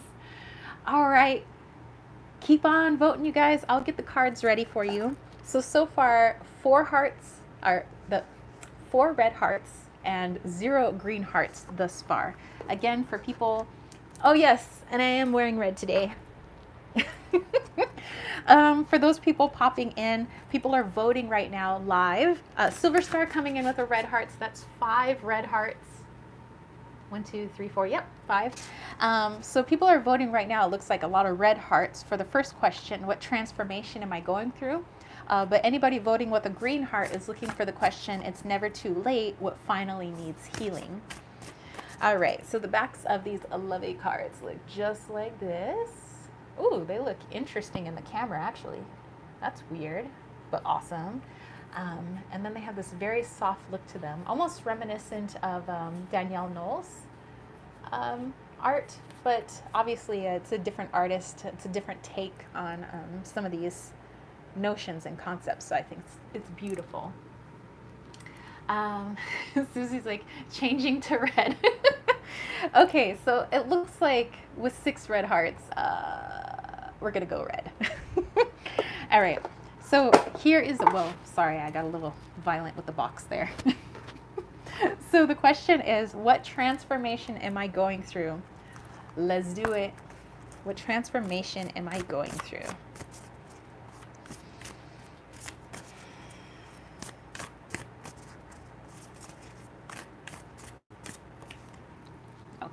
Those there, and it is, oh, I pulled this card this morning.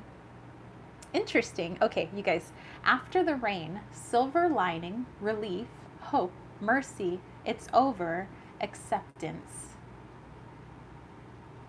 Weren't we just talking about that during like our entire chat today? About the ending of a cycle, something coming to an end, finally a relief, finally something new. We have this rest with the 4 swords a lot of people have been getting, but you guys were also getting, there were some judgment cards in there, like an awakening, like an aha. Wow, okay. And we were talking about transformation. You know, the changing of a season is transformation. The ending of a cycle is transformation. Dude, this chat is like, I mean, we always have very magical chats, I will say that, but I feel that everything is just sinking hardcore right now in this chat. I'm just saying. Let's go back here. Let's see. Sumi says, we're painting the roses red. Susie said it's pretty. Jonathan cracking up over there. Lisa got St. Josephine release. Okay, so let's dive into this. What transformation am I going through?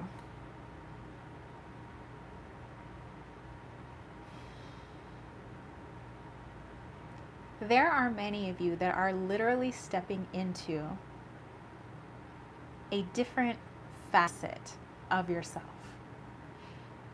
You are still, quote unquote, the same person, same sort of likes, dislikes. You laugh at the same things still possibly make you upset. But how you see the world is different. How you see yourself in that world is different. The way you interact with lower vibration is different. The way you interact with others who bring you joy is different. Just like the way you interact with those that upset you is different. And that's because you are growing. You're leveling up. For the most part, many of us never leave our teenage phase. We may grow older. Our hair may turn colors. We may lose our hair. We may gain wrinkles. But that doesn't mean that the consciousness has changed. We know that our consciousness has changed when we no longer need to act out to be seen. We no longer get upset as much with others. We have a better understanding of what love means and what it means to love yourself and to love others. This is where the growth lies. So in essence, yes, you are still you, but a more mature version of you. Not mature in age, mature in consciousness. And so this is the transformation many of us on this entire planet are going through at this time. And with that wisdom, with that maturity, of course, there's going to be struggle. There's going to be a growing pain. And we've gone through them. Know that that cycle is coming to an end. When you look back on this, you wouldn't trade it for the world. You would happily be where you are now, as it should be.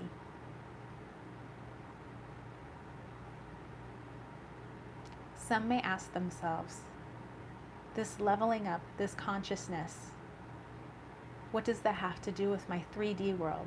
That's 4D, 5D, 12D, whatever you want to call it. And the truth is that all of the dimensions are like layers of an onion.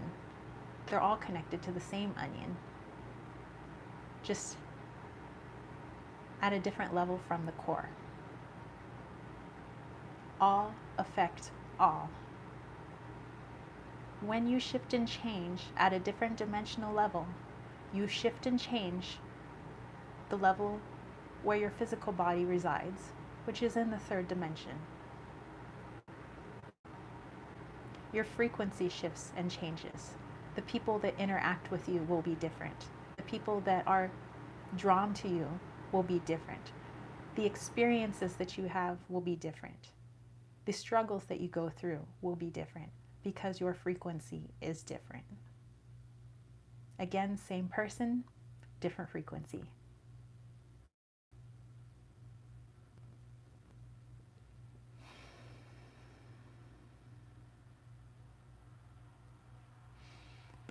Okay.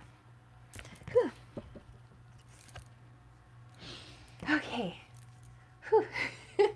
My goodness, these channelings are so intense. Like, they make me cry and they make me sweat. I'm just like leaking from everywhere. Okay, let me go back here.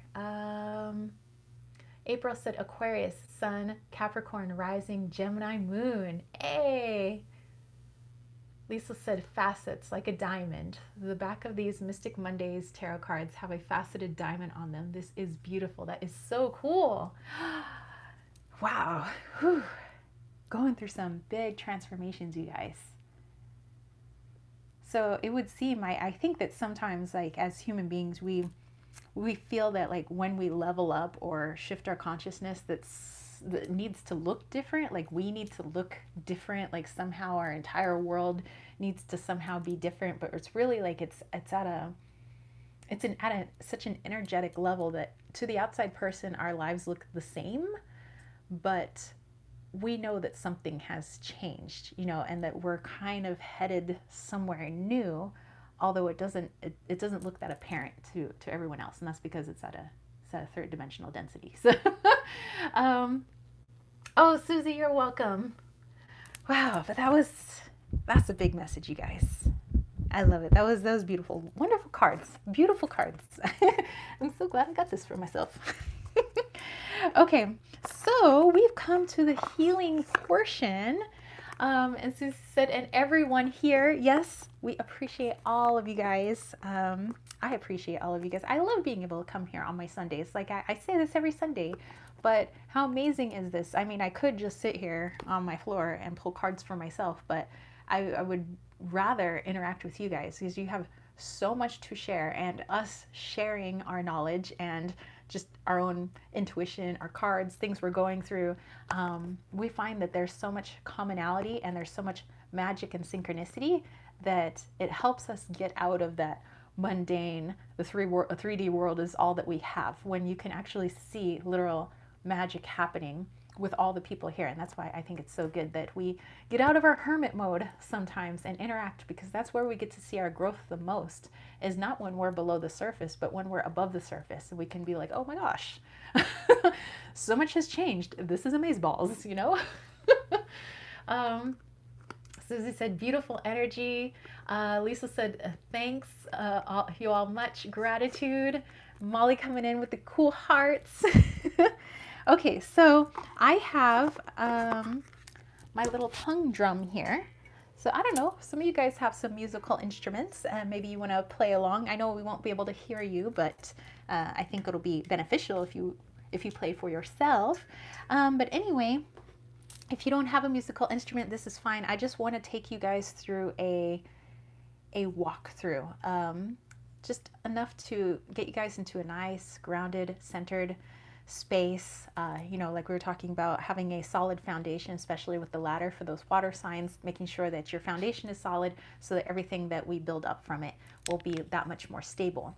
So think of all the messages you got, all of the ones that connected with you today, and the cards that you pulled for yourselves as well, and think about, well, actually the cards that you guys all pulled, and if you saw something that somebody else had said, you know, did that resonate with you? And what do you want to invite in this week? We have a change of season. So what do you want to bring in with that change of season? Whether it's the coming of winter or the coming of summer, what do you want to bring in? And then also, what is it that you would like to let go of? Just like Mother Nature has to let go of something if it brings something in, you know, with the cycles. We're a part of those cycles. What do we want to let go of? Okay, so I'm just going to take you through a quick meditation, just so that you have that time for yourself right now. And then you guys can go about your business, you know, for your Sunday, but at least you have this little time here for you. Let's see, Silver Star said, thank you all, always makes my day when I get to hang out with you all. Same. Lisa said, I'll be playing a cigar box guitar I built. Oh my gosh, that is so cool. Actually, I was just reading about, where did I hear that message? It was either yesterday or the day before, something about make music even if it's a cigar box guitar. I don't usually hear that too often, so I think that's just interesting that I'm hearing it again. So, okay, cigar box guitar. And then Susie said, very cool. Kayla, yes, we are doing super chats and super stickers. So after our little healing, we can do super chats, super stickers, or if people have trouble with that, they can always go to my PayPal me, and they can always donate there, and then, you know, we can do a reading there. Oh, which I also wanted to mention, sometimes some people feel a little shy and they don't want to do the super chats or super stickers just because they don't want their reading for the entire world to hear. So in that case, if you want something more personal, then I'd be more than happy if you wanted to do just like a donation during the chat, and then after the chat I can get to your reading and do like a little email reading for you if that's something that you would like, for people that want to be a little more personal with their readings. So James had that idea because he's like, you know, not everybody likes to have their info out for the whole world to hear. He's like, maybe you can just do the reading after the chat. So I can do that.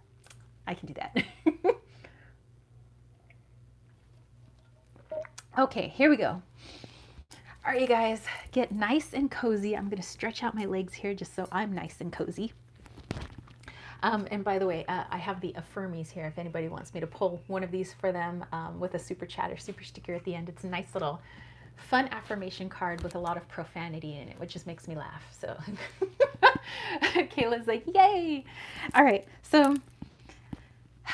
find a nice, comfortable space. Could be on the floor, on a nice little pillow. You could be on your bed. Maybe you're laying down on the bed. Maybe you're laying down on the floor. You can find a nice spot on the couch or in a cozy chair.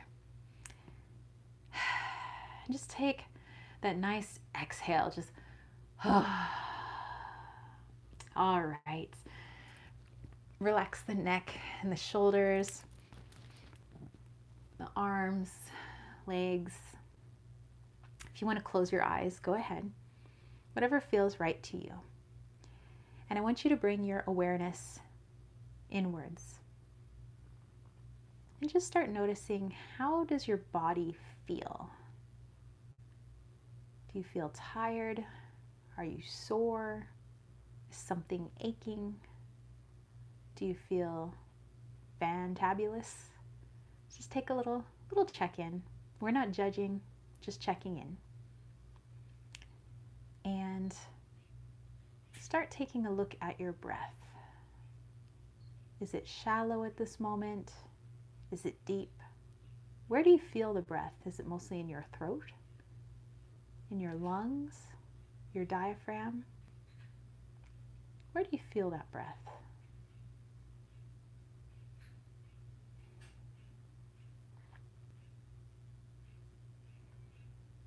There are many cultures that place a great significance on the breath.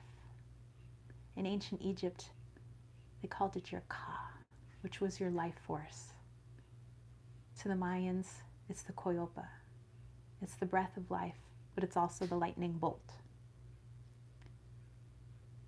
So with this ancient wisdom about the power of the breath, I want you to take a nice, full and complete deep breath into the lungs, into the diaphragm, into the stomach. Let's breathe it in. Here we go. Hold and exhale. Bring that belly button to the spine as best you can. Let out all the air. Hold. Inhale. Hold. Exhale. Focus solely on your breath. Continue your inhales and your exhales. And start thinking about what you would like to bring in. What do you want to bring in this week? What do you want to bring in this solstice? Is it a mindset, a feeling, a project? Focus all your attention on that feeling, that idea. And breathe it in. Let those things that you want to bring in fill you at a cellular level, at a spiritual level. And know that if they become a part of us, they will eventually have to be a part of our 3D world.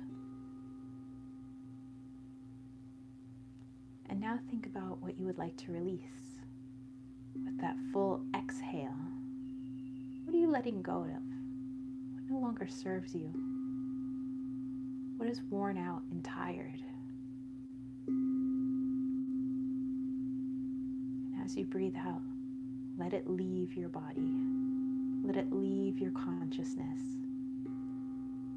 Let it leave you all the way down to a cellular level. And I want you to continue breathing in these intentions and exhaling that which you want to release. And as you do, we're going to ground ourselves. We're going to ground ourselves like a plant. I want you to see yourself taking your hands and placing them into the soil. How does the soil feel? Is it moist? Is it fertile? Is it cool?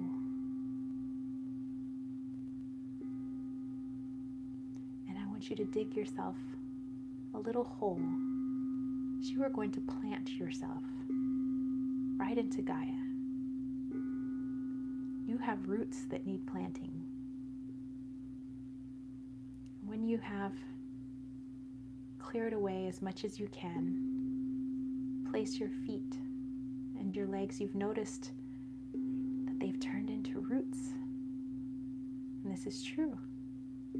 Many things on this planet have physical roots and many have metaphorical roots. Crystals, animals, other humans. And you put these roots into the little hole that you've made. Go ahead and bring the soil around you. Feel it on your body. And feel your roots unfurl. Feel them go down, down into the soil, soaking up all of the nutrients that Earth has to offer as they make their way to the core. Noticing all the other root systems along the way. And as you breathe in, you want to breathe in those intentions straight from the core. Let it fill your body. And on your exhales, you release what no longer serves you back into the soil so that it becomes transmuted into something more beneficial for Earth, for someone else, for yourself. And as we look up, we realize we are between two worlds. The world below, Earth, and the world above, Source. Feel that source energy, that sun's energy, radiating down on you, shining down. As those rays come in through your crown chakra, let it fill every piece of you, your outer self and your inner self. And let that goodness spiral down into your roots, down into the soil. And continue this visualization.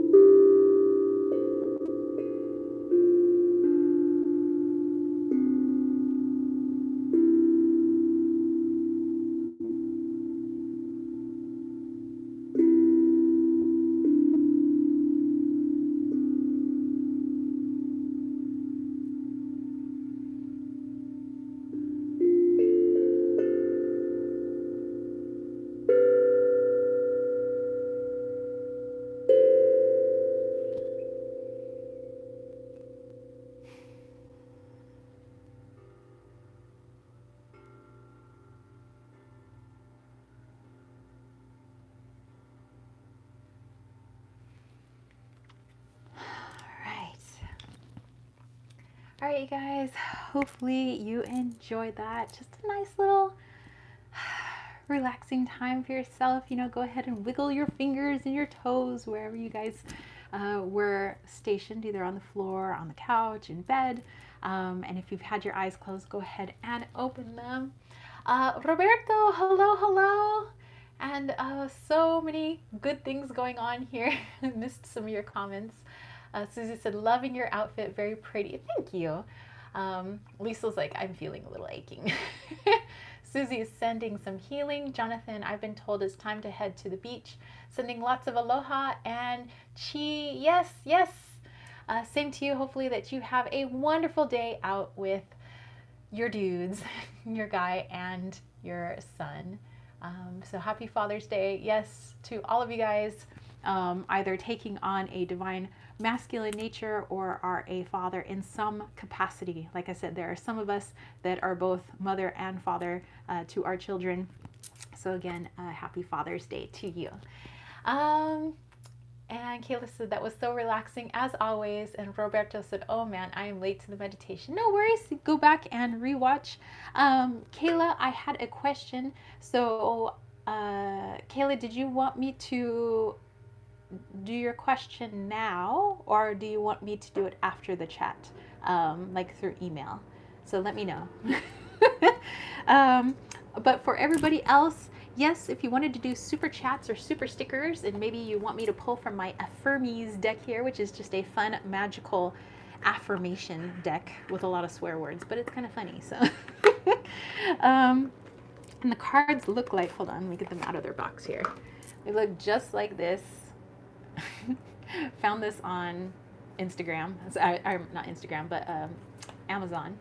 Oh, okay. So Kayla said now. All right. So let me know your question. So go ahead and let me know your question, and I will pull for it now. Lisa says, I visualized an alphabet chart like you may see in kindergarten or primary school. Oh. So okay, you guys. And then afterwards, let's see what we have here. And then we'll close up our circle and we'll do our thanks. April said, so resonating. Thank you. You're very welcome. All right, so let me get all situated for Kayla's reading. So again, Kayla, just let me know what your question is. Oh, an eco message. Okay. So your puppy, your little fur baby. All righty. Let's I'll pull, okay, Kayla, I will pull one of these for you afterwards, because it's more like a funny kind of swear wordy deck, but I'll channel Eco directly. All right, so let's do that first. All right, and then we'll, and if there's nobody else for super chats or super stickers, or like I said, if you wanted to just do a PayPal donation, then you can do that now, and then I can do your reading after the live chat for the people who are a little bit more shy and maybe don't want their reading on the internet. You know, we could do that. And then we have two more. Oh, Roberto, so many blessings. Thank you. Yes, I could definitely pull a card for you as well. And Sumi says, Auntie, I'm pretty sure I embarrassed your nephew. He looked jet lagged, but still giving his best effort. That's amazing. Yes, Auntie was the one that had the snail card in a previous reading, so I'll be able to pull a card for that as well. All right, so let's tap into Eco.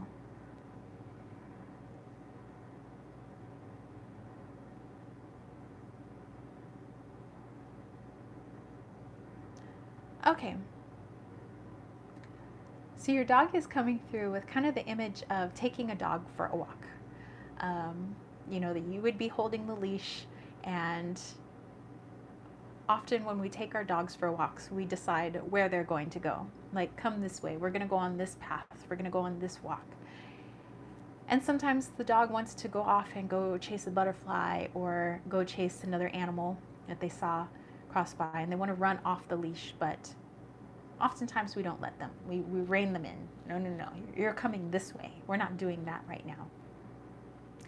And Eco said sometimes it is good for us to do things like that with ourselves, but not to the point where we control ourselves so much we miss out on so much.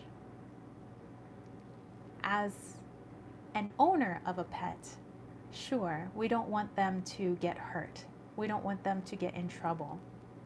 We want the walk to go a particular way. We have in our mind how we're going to take this path.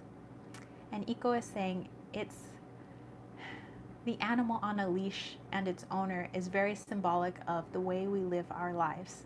And the way Iko says human beings tend to live their lives, because animals tend to live them a lot differently. Iko says, when I saw something that caught my attention, I go for it. When I hear something, I voice my displeasure or my warning about what's there. When I'm joyous, I wag my tail. I can't help it because there is no ego. But as humans, we decide where we want to go on our path. Our path must look like this. The walk must go this way. And so we rein ourselves in.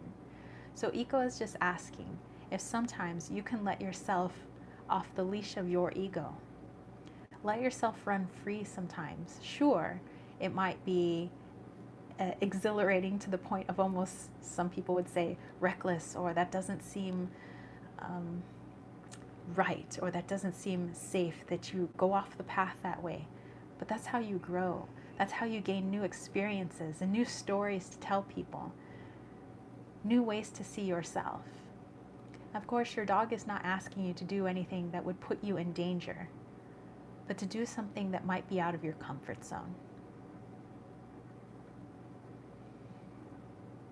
And all I can see is that wagging tail, and it's just the most cutest thing ever. And so maybe if you wanted, every once in a while, when you feel yourself put yourself in check, when you feel yourself tug on your leash, and you say, no, we're going this way. Maybe you want to pause and think, what would Iko do? Would Iko go running off? Would Iko contain the emotions, or would the tail wag? Would there be barking? And there's so much that we can learn from that. And so this is mostly about just the leash that you hold onto yourself. And perhaps it's time to unhook it.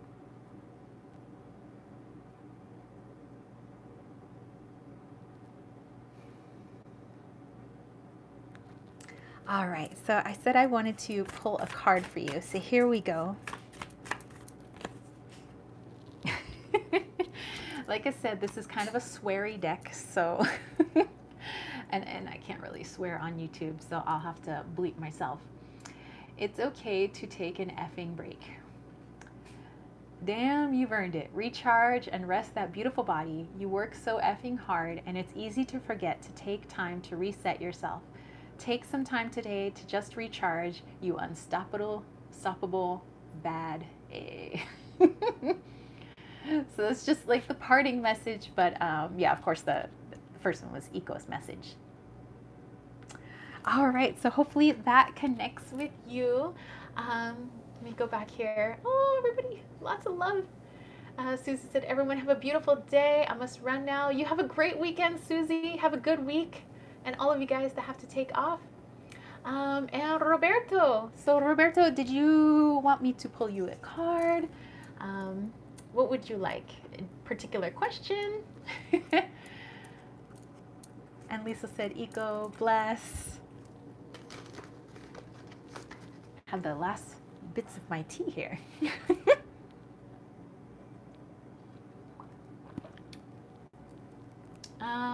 Okay, so Roberto said, yes, please, just random. Okay. All right, so I like my little Affirmies deck. So like I said, it's a little swear heavy, but it's fun. And I'll go into the message in a little bit more depth with this, of course. Okay, Roberto.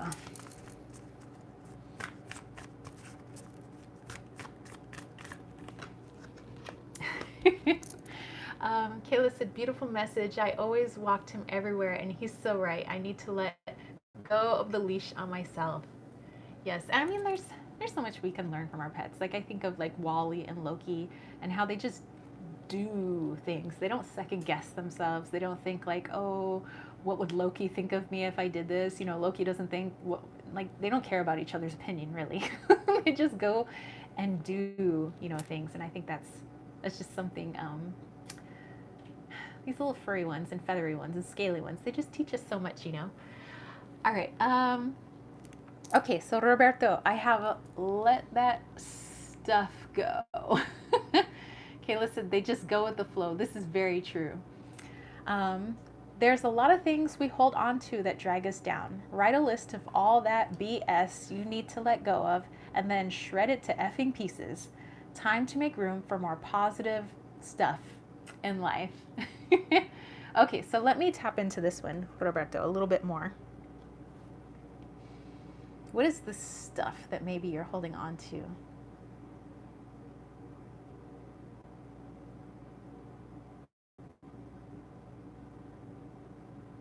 Okay, Roberto, this is interesting because all of a sudden it was like I hear family, but then not just family.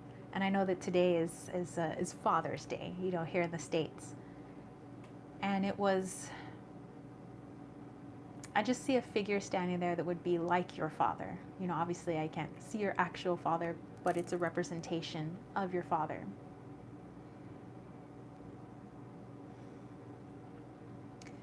And that as we grow to be adults, there's a lot that we look back on when it comes to our mothers and fathers. And we decide, oh, sometimes things that were really painful for us, we say, oh, well, I'm an adult now. That's in the past. I should just forget about it. And to a degree, yes, we don't want the past to dictate our present, but also there are places in our past that do require healing. So we don't want to forget our past, but we do want to send love and we want to heal that past. And so centered around the male figure in your life, regardless of the relationship that you have now with that person, whether they are here or they have crossed over, is to, yes, show gratitude and thanks for all the things you've gained from that person. But even the ones that we love to pieces, we still may have healing to do from things that they said, things that they did.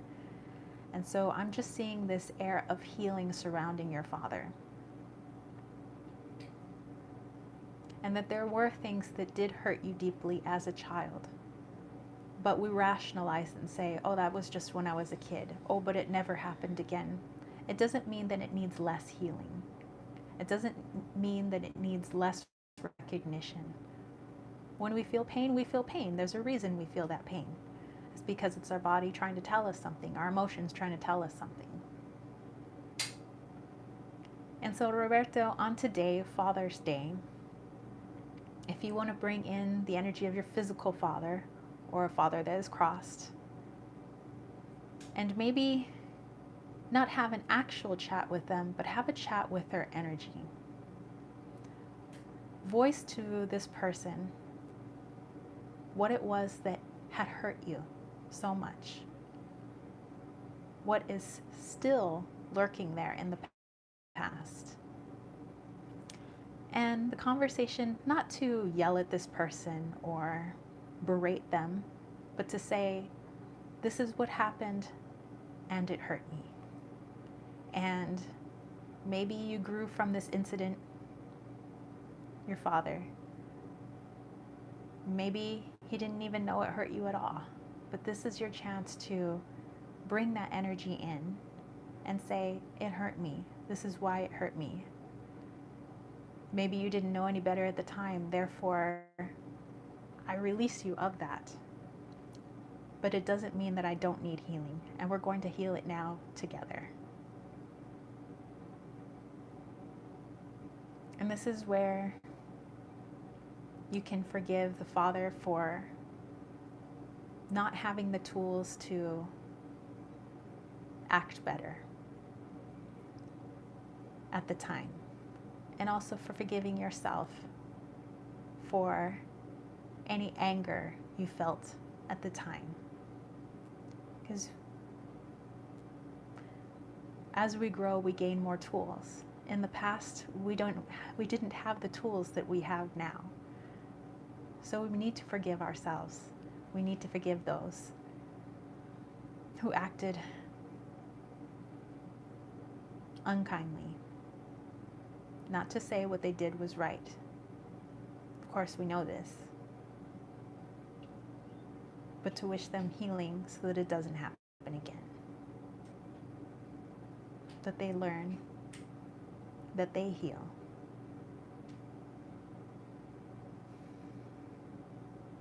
So today feels as though it is a divine masculine healing day, both for you and your father.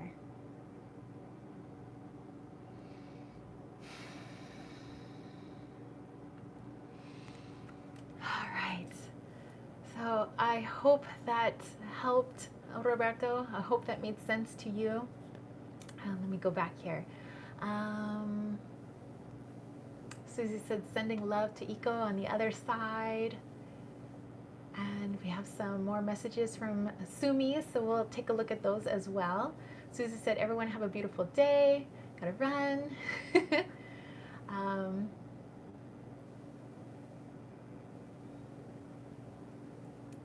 Lots of good stuff. Lisa said, love the profanity deck. All right, so, excuse me. I think my tea makes me a little burpy, by the way. But I hope, like I said, that made sense to you. Roberto says, this cut deep into what I blocked off and moved on from.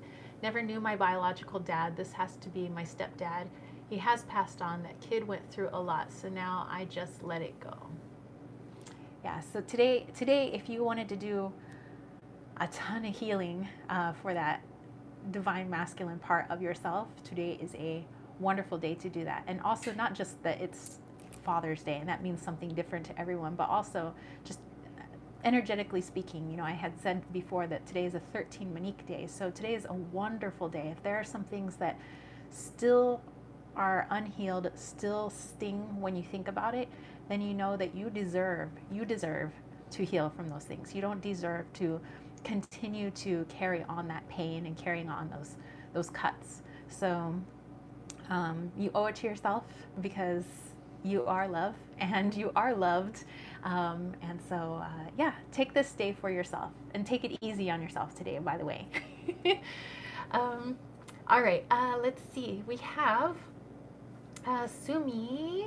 Let me go all the way back. You were talking about Auntie. There it is. Okay, so it was a question for Auntie. I'm pretty sure I embarrassed your nephew. He looked jet lagged, but still giving his best effort. All right, so let's take a look at that then. All right. We'll pull a card. Like I said, it's a little sweary card, but I'll try to go in a little bit deeper. Roberto said, I separated myself from my childhood. It was not just my stepdad. Lots of work. Thank you. Many blessings. All right. And sending you tons and tons of healing love, my friend. So you deserve it. You deserve it. Okay.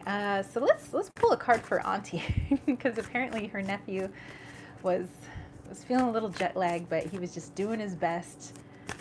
And of course, Sumi had a nice gift for him. Okay, what do you have to say? And yes, Auntie, I know that these cards have a bit of profanity, but we're gonna find the light in the messages. Okay. Okay, so I'll just read this and then I'll translate it to what the ant was actually trying to say. It says, here's an effing sign to start living the life you always wanted. Whatever the F that may be, you can't wait around for the stars to align for you. Take some effing initiative and align the damn stars yourself. They'll come out better that way anyway. Okay, I actually have a feeling she was talking to her nephew here. So let me just...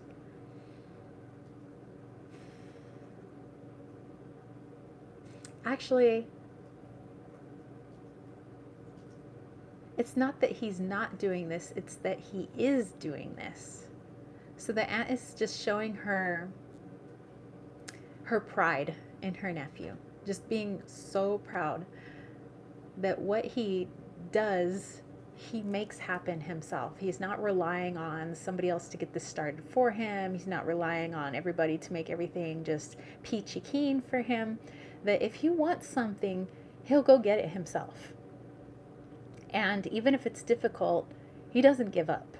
You know, he knows, I want this. I know that there's going to be struggle along the way, but it doesn't matter. It's worth it. And so that's something that she really adores in him, is that, yes, he basically does make the stars align for himself. And to the outside person, they may see him as somebody who it seems like good fortune or luck always seems to follow him, when that's far from the case. It's just that he doesn't give up. It doesn't mean he doesn't fail. She said he's failed plenty of times, but he picks himself back up again. He doesn't stay in that wallowing for very long. You know, he may feel bad for a couple of days. He may even get very angry, like, ugh. But he's like, well, get back up on that horse. We got to do it again.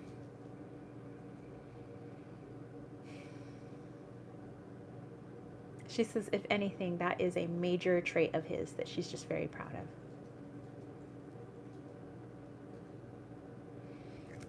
That is cool. I dig that.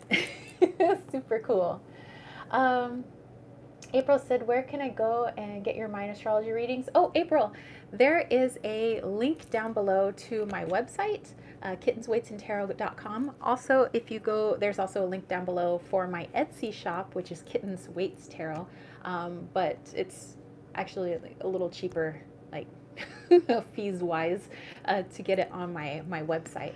But it's under Mayan astrology birth chart, but it also says Mayan astrology destiny chart. So birth chart, destiny chart is just interchangeable wording. But yeah, you can find it there. I already got to do some readings with that, so that's super fun. I would love to do your chart for you. That would be amazing.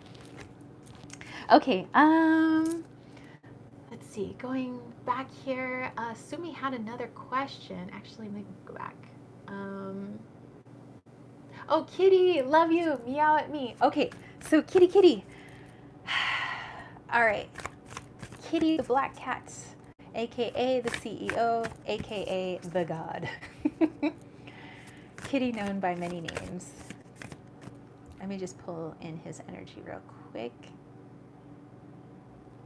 Yeah, again, Sumi, every time I see him now, he's not, I mean, sometimes he seems very feline, very cat-like, but it's like now more like a humanoid cat, like much like the Egyptians would picture. So like a cat head, but like a male body covered in fur. Okay. Kitty, what do you have for your mama?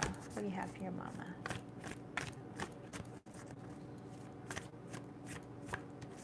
Okay, he's showing me a candle. I'm gonna pull a card, but I'll dive into what his candle means. Oh. Okay, so Sumi, you got the same card as Roberto, but I'm feeling like it means something different. So let me dive into this, what Kitty's trying to say, especially with that candle.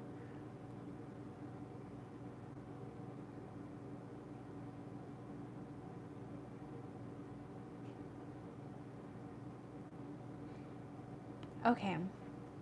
Kitty is saying the candle is you, and that flame is you. And that there are voices from the past coming from your parents and other family members, that their voices, their breath of the past is trying its best to extinguish your fire in the present, your flame.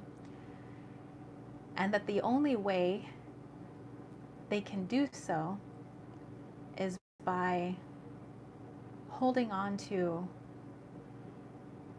what they thought of you in the past, what they thought of you as a child, what they thought of you as a young woman. And although you may not believe that about yourself anymore, thinking about what they said still hurts. Past the exterior that you have built for yourself, having to build up a thick skin, so to speak. But the child from before still suffers from those words, fearing that they saw something that she couldn't. Of course, the conscious self says, that's not me. That's not true. They were lying. They were being mean. We know this. But as a child, they believe their parents. They think it's true. So, Kitty's saying, again, with today being a wonderful day for healing, to go back and have a little conversation. Kitty's like, I would love it if you pulled me in with you. Say, Kitty, I want you here, and I want you to bring in the younger part of me, that child part of me, that one that was beaten down by her family, verbally, physically. She needs love here today. She needs to know that what they said was false, because the adult Sumi knows this, but the child hasn't forgotten. And Kitty would be more than happy to help you with this today. Let your fire burn bright. The past should not be allowed anywhere near your candle today.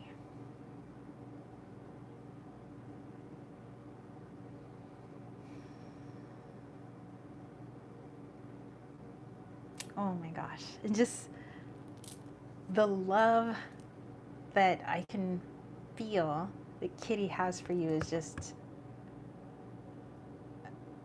I don't know if there's a word in the English language, but it's immense. It's immense. Whew. All right. Lisa said, all my candles are flickering. It's Anna, who you channeled for me the other week. She wanted to join us, losing her shyness now. That's amazing. Oh my goodness. Whew. All right, Sumi, I hope that connected with you. And then Sumi had another question here, and it says, Mr. Nguyen, happy Father's Day. How are you? All right. And Sumi's got the candles going. Yeah, definitely, girl. Don't let anybody extinguish that light of yours. It's beautiful. And like I said, Kitty is more than happy to help you with that today. Like I said, that was intense. Okay, so Mr. Nguyen, how are you doing today, sir? Let's pull in his energy. Ooh, goosebumps.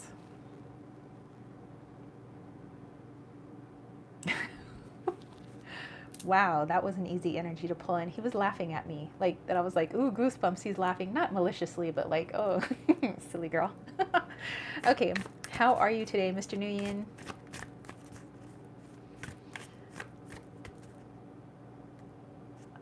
He's showing me, okay, I'm gonna pull a card, but he's showing me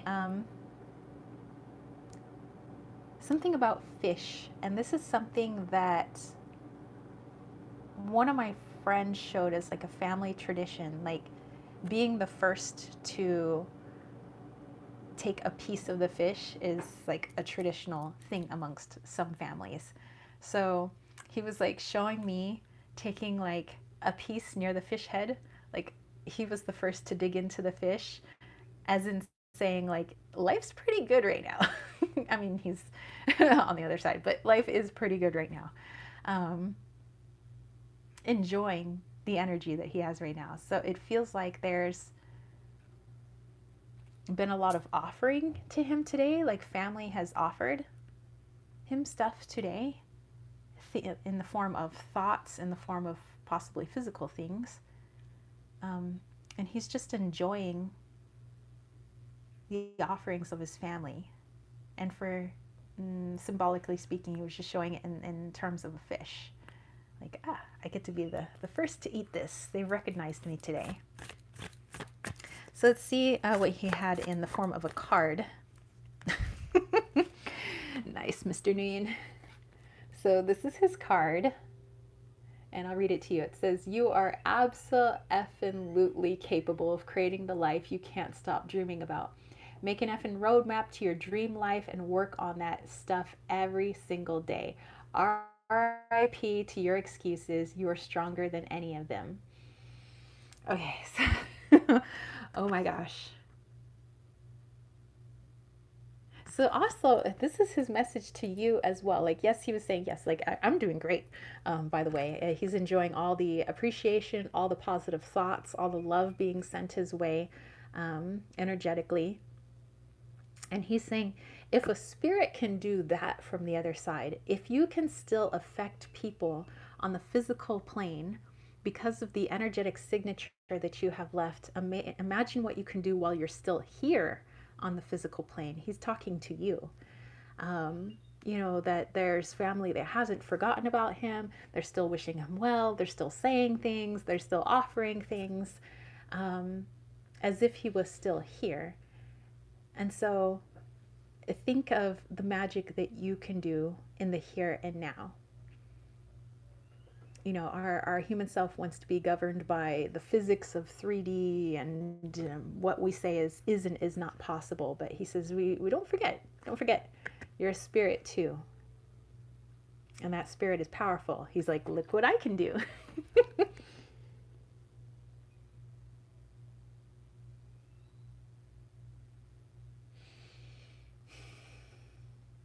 All right, so all I got left was just like, just a laugh, really. He's feeling joyful. It's just all kinds of laughter. Um, let's see here. Sumi says, I'm about to go see his and Rayla today just to clean the plots. Very cool. Oh, and then Sumi said, hi, Rayla. And that's the little girl near him, right? I believe. All right. And I think I still remember the pictures that you showed me. So I'll just channel for her because I mean she's little, so like maybe maybe we won't use foul language with her. So okay, we'll just channel her directly.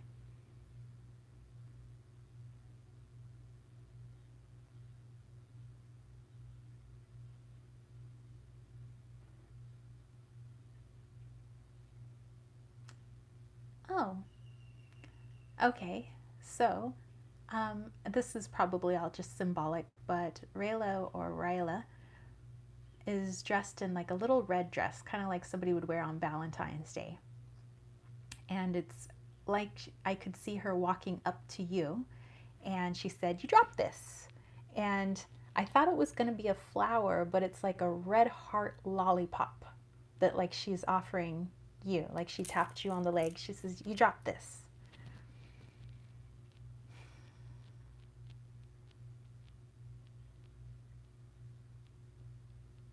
And there's something childlike she sees in you that she feels pretty connected to.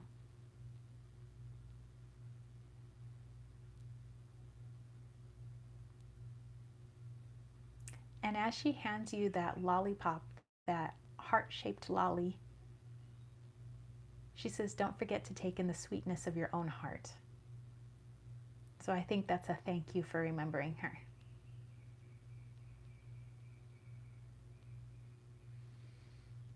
Oh, such a sweetie.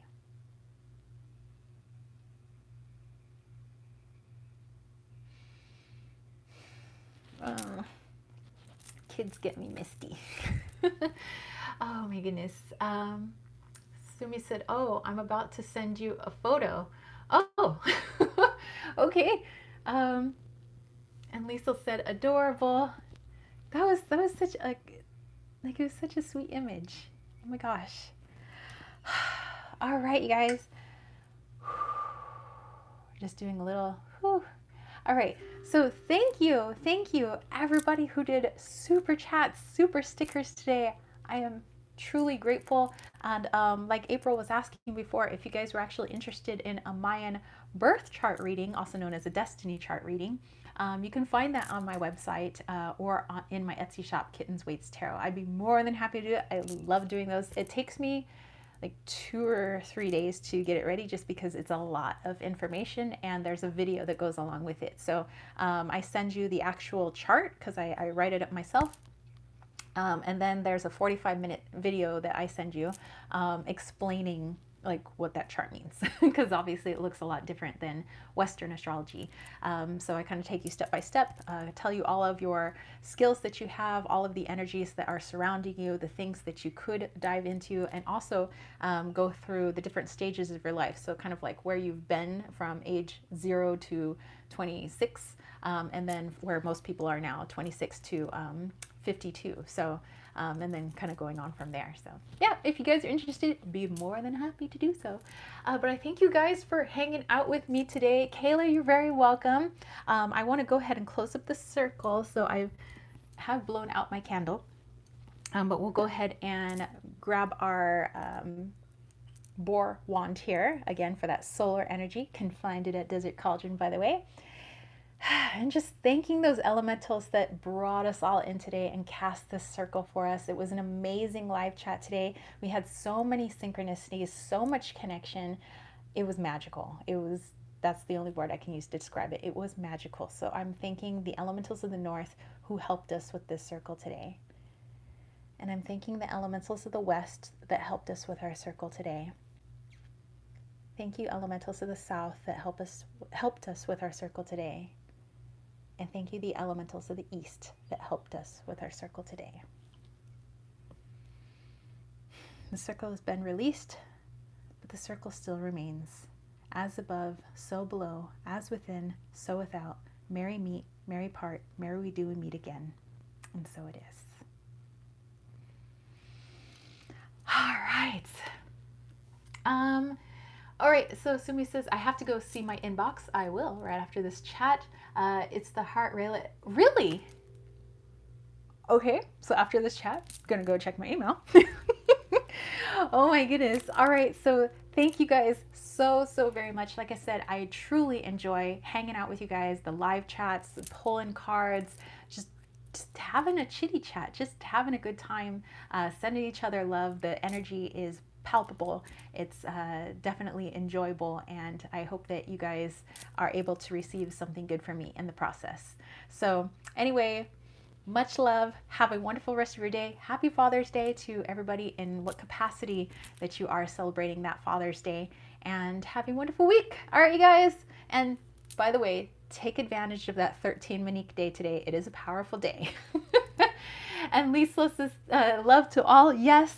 And I just want to do a little thank you. Thank you to everybody that came in. Thank you to all my subscribers. Thank you for all the thumbs ups that you guys gave today, all the shares. I truly appreciate it.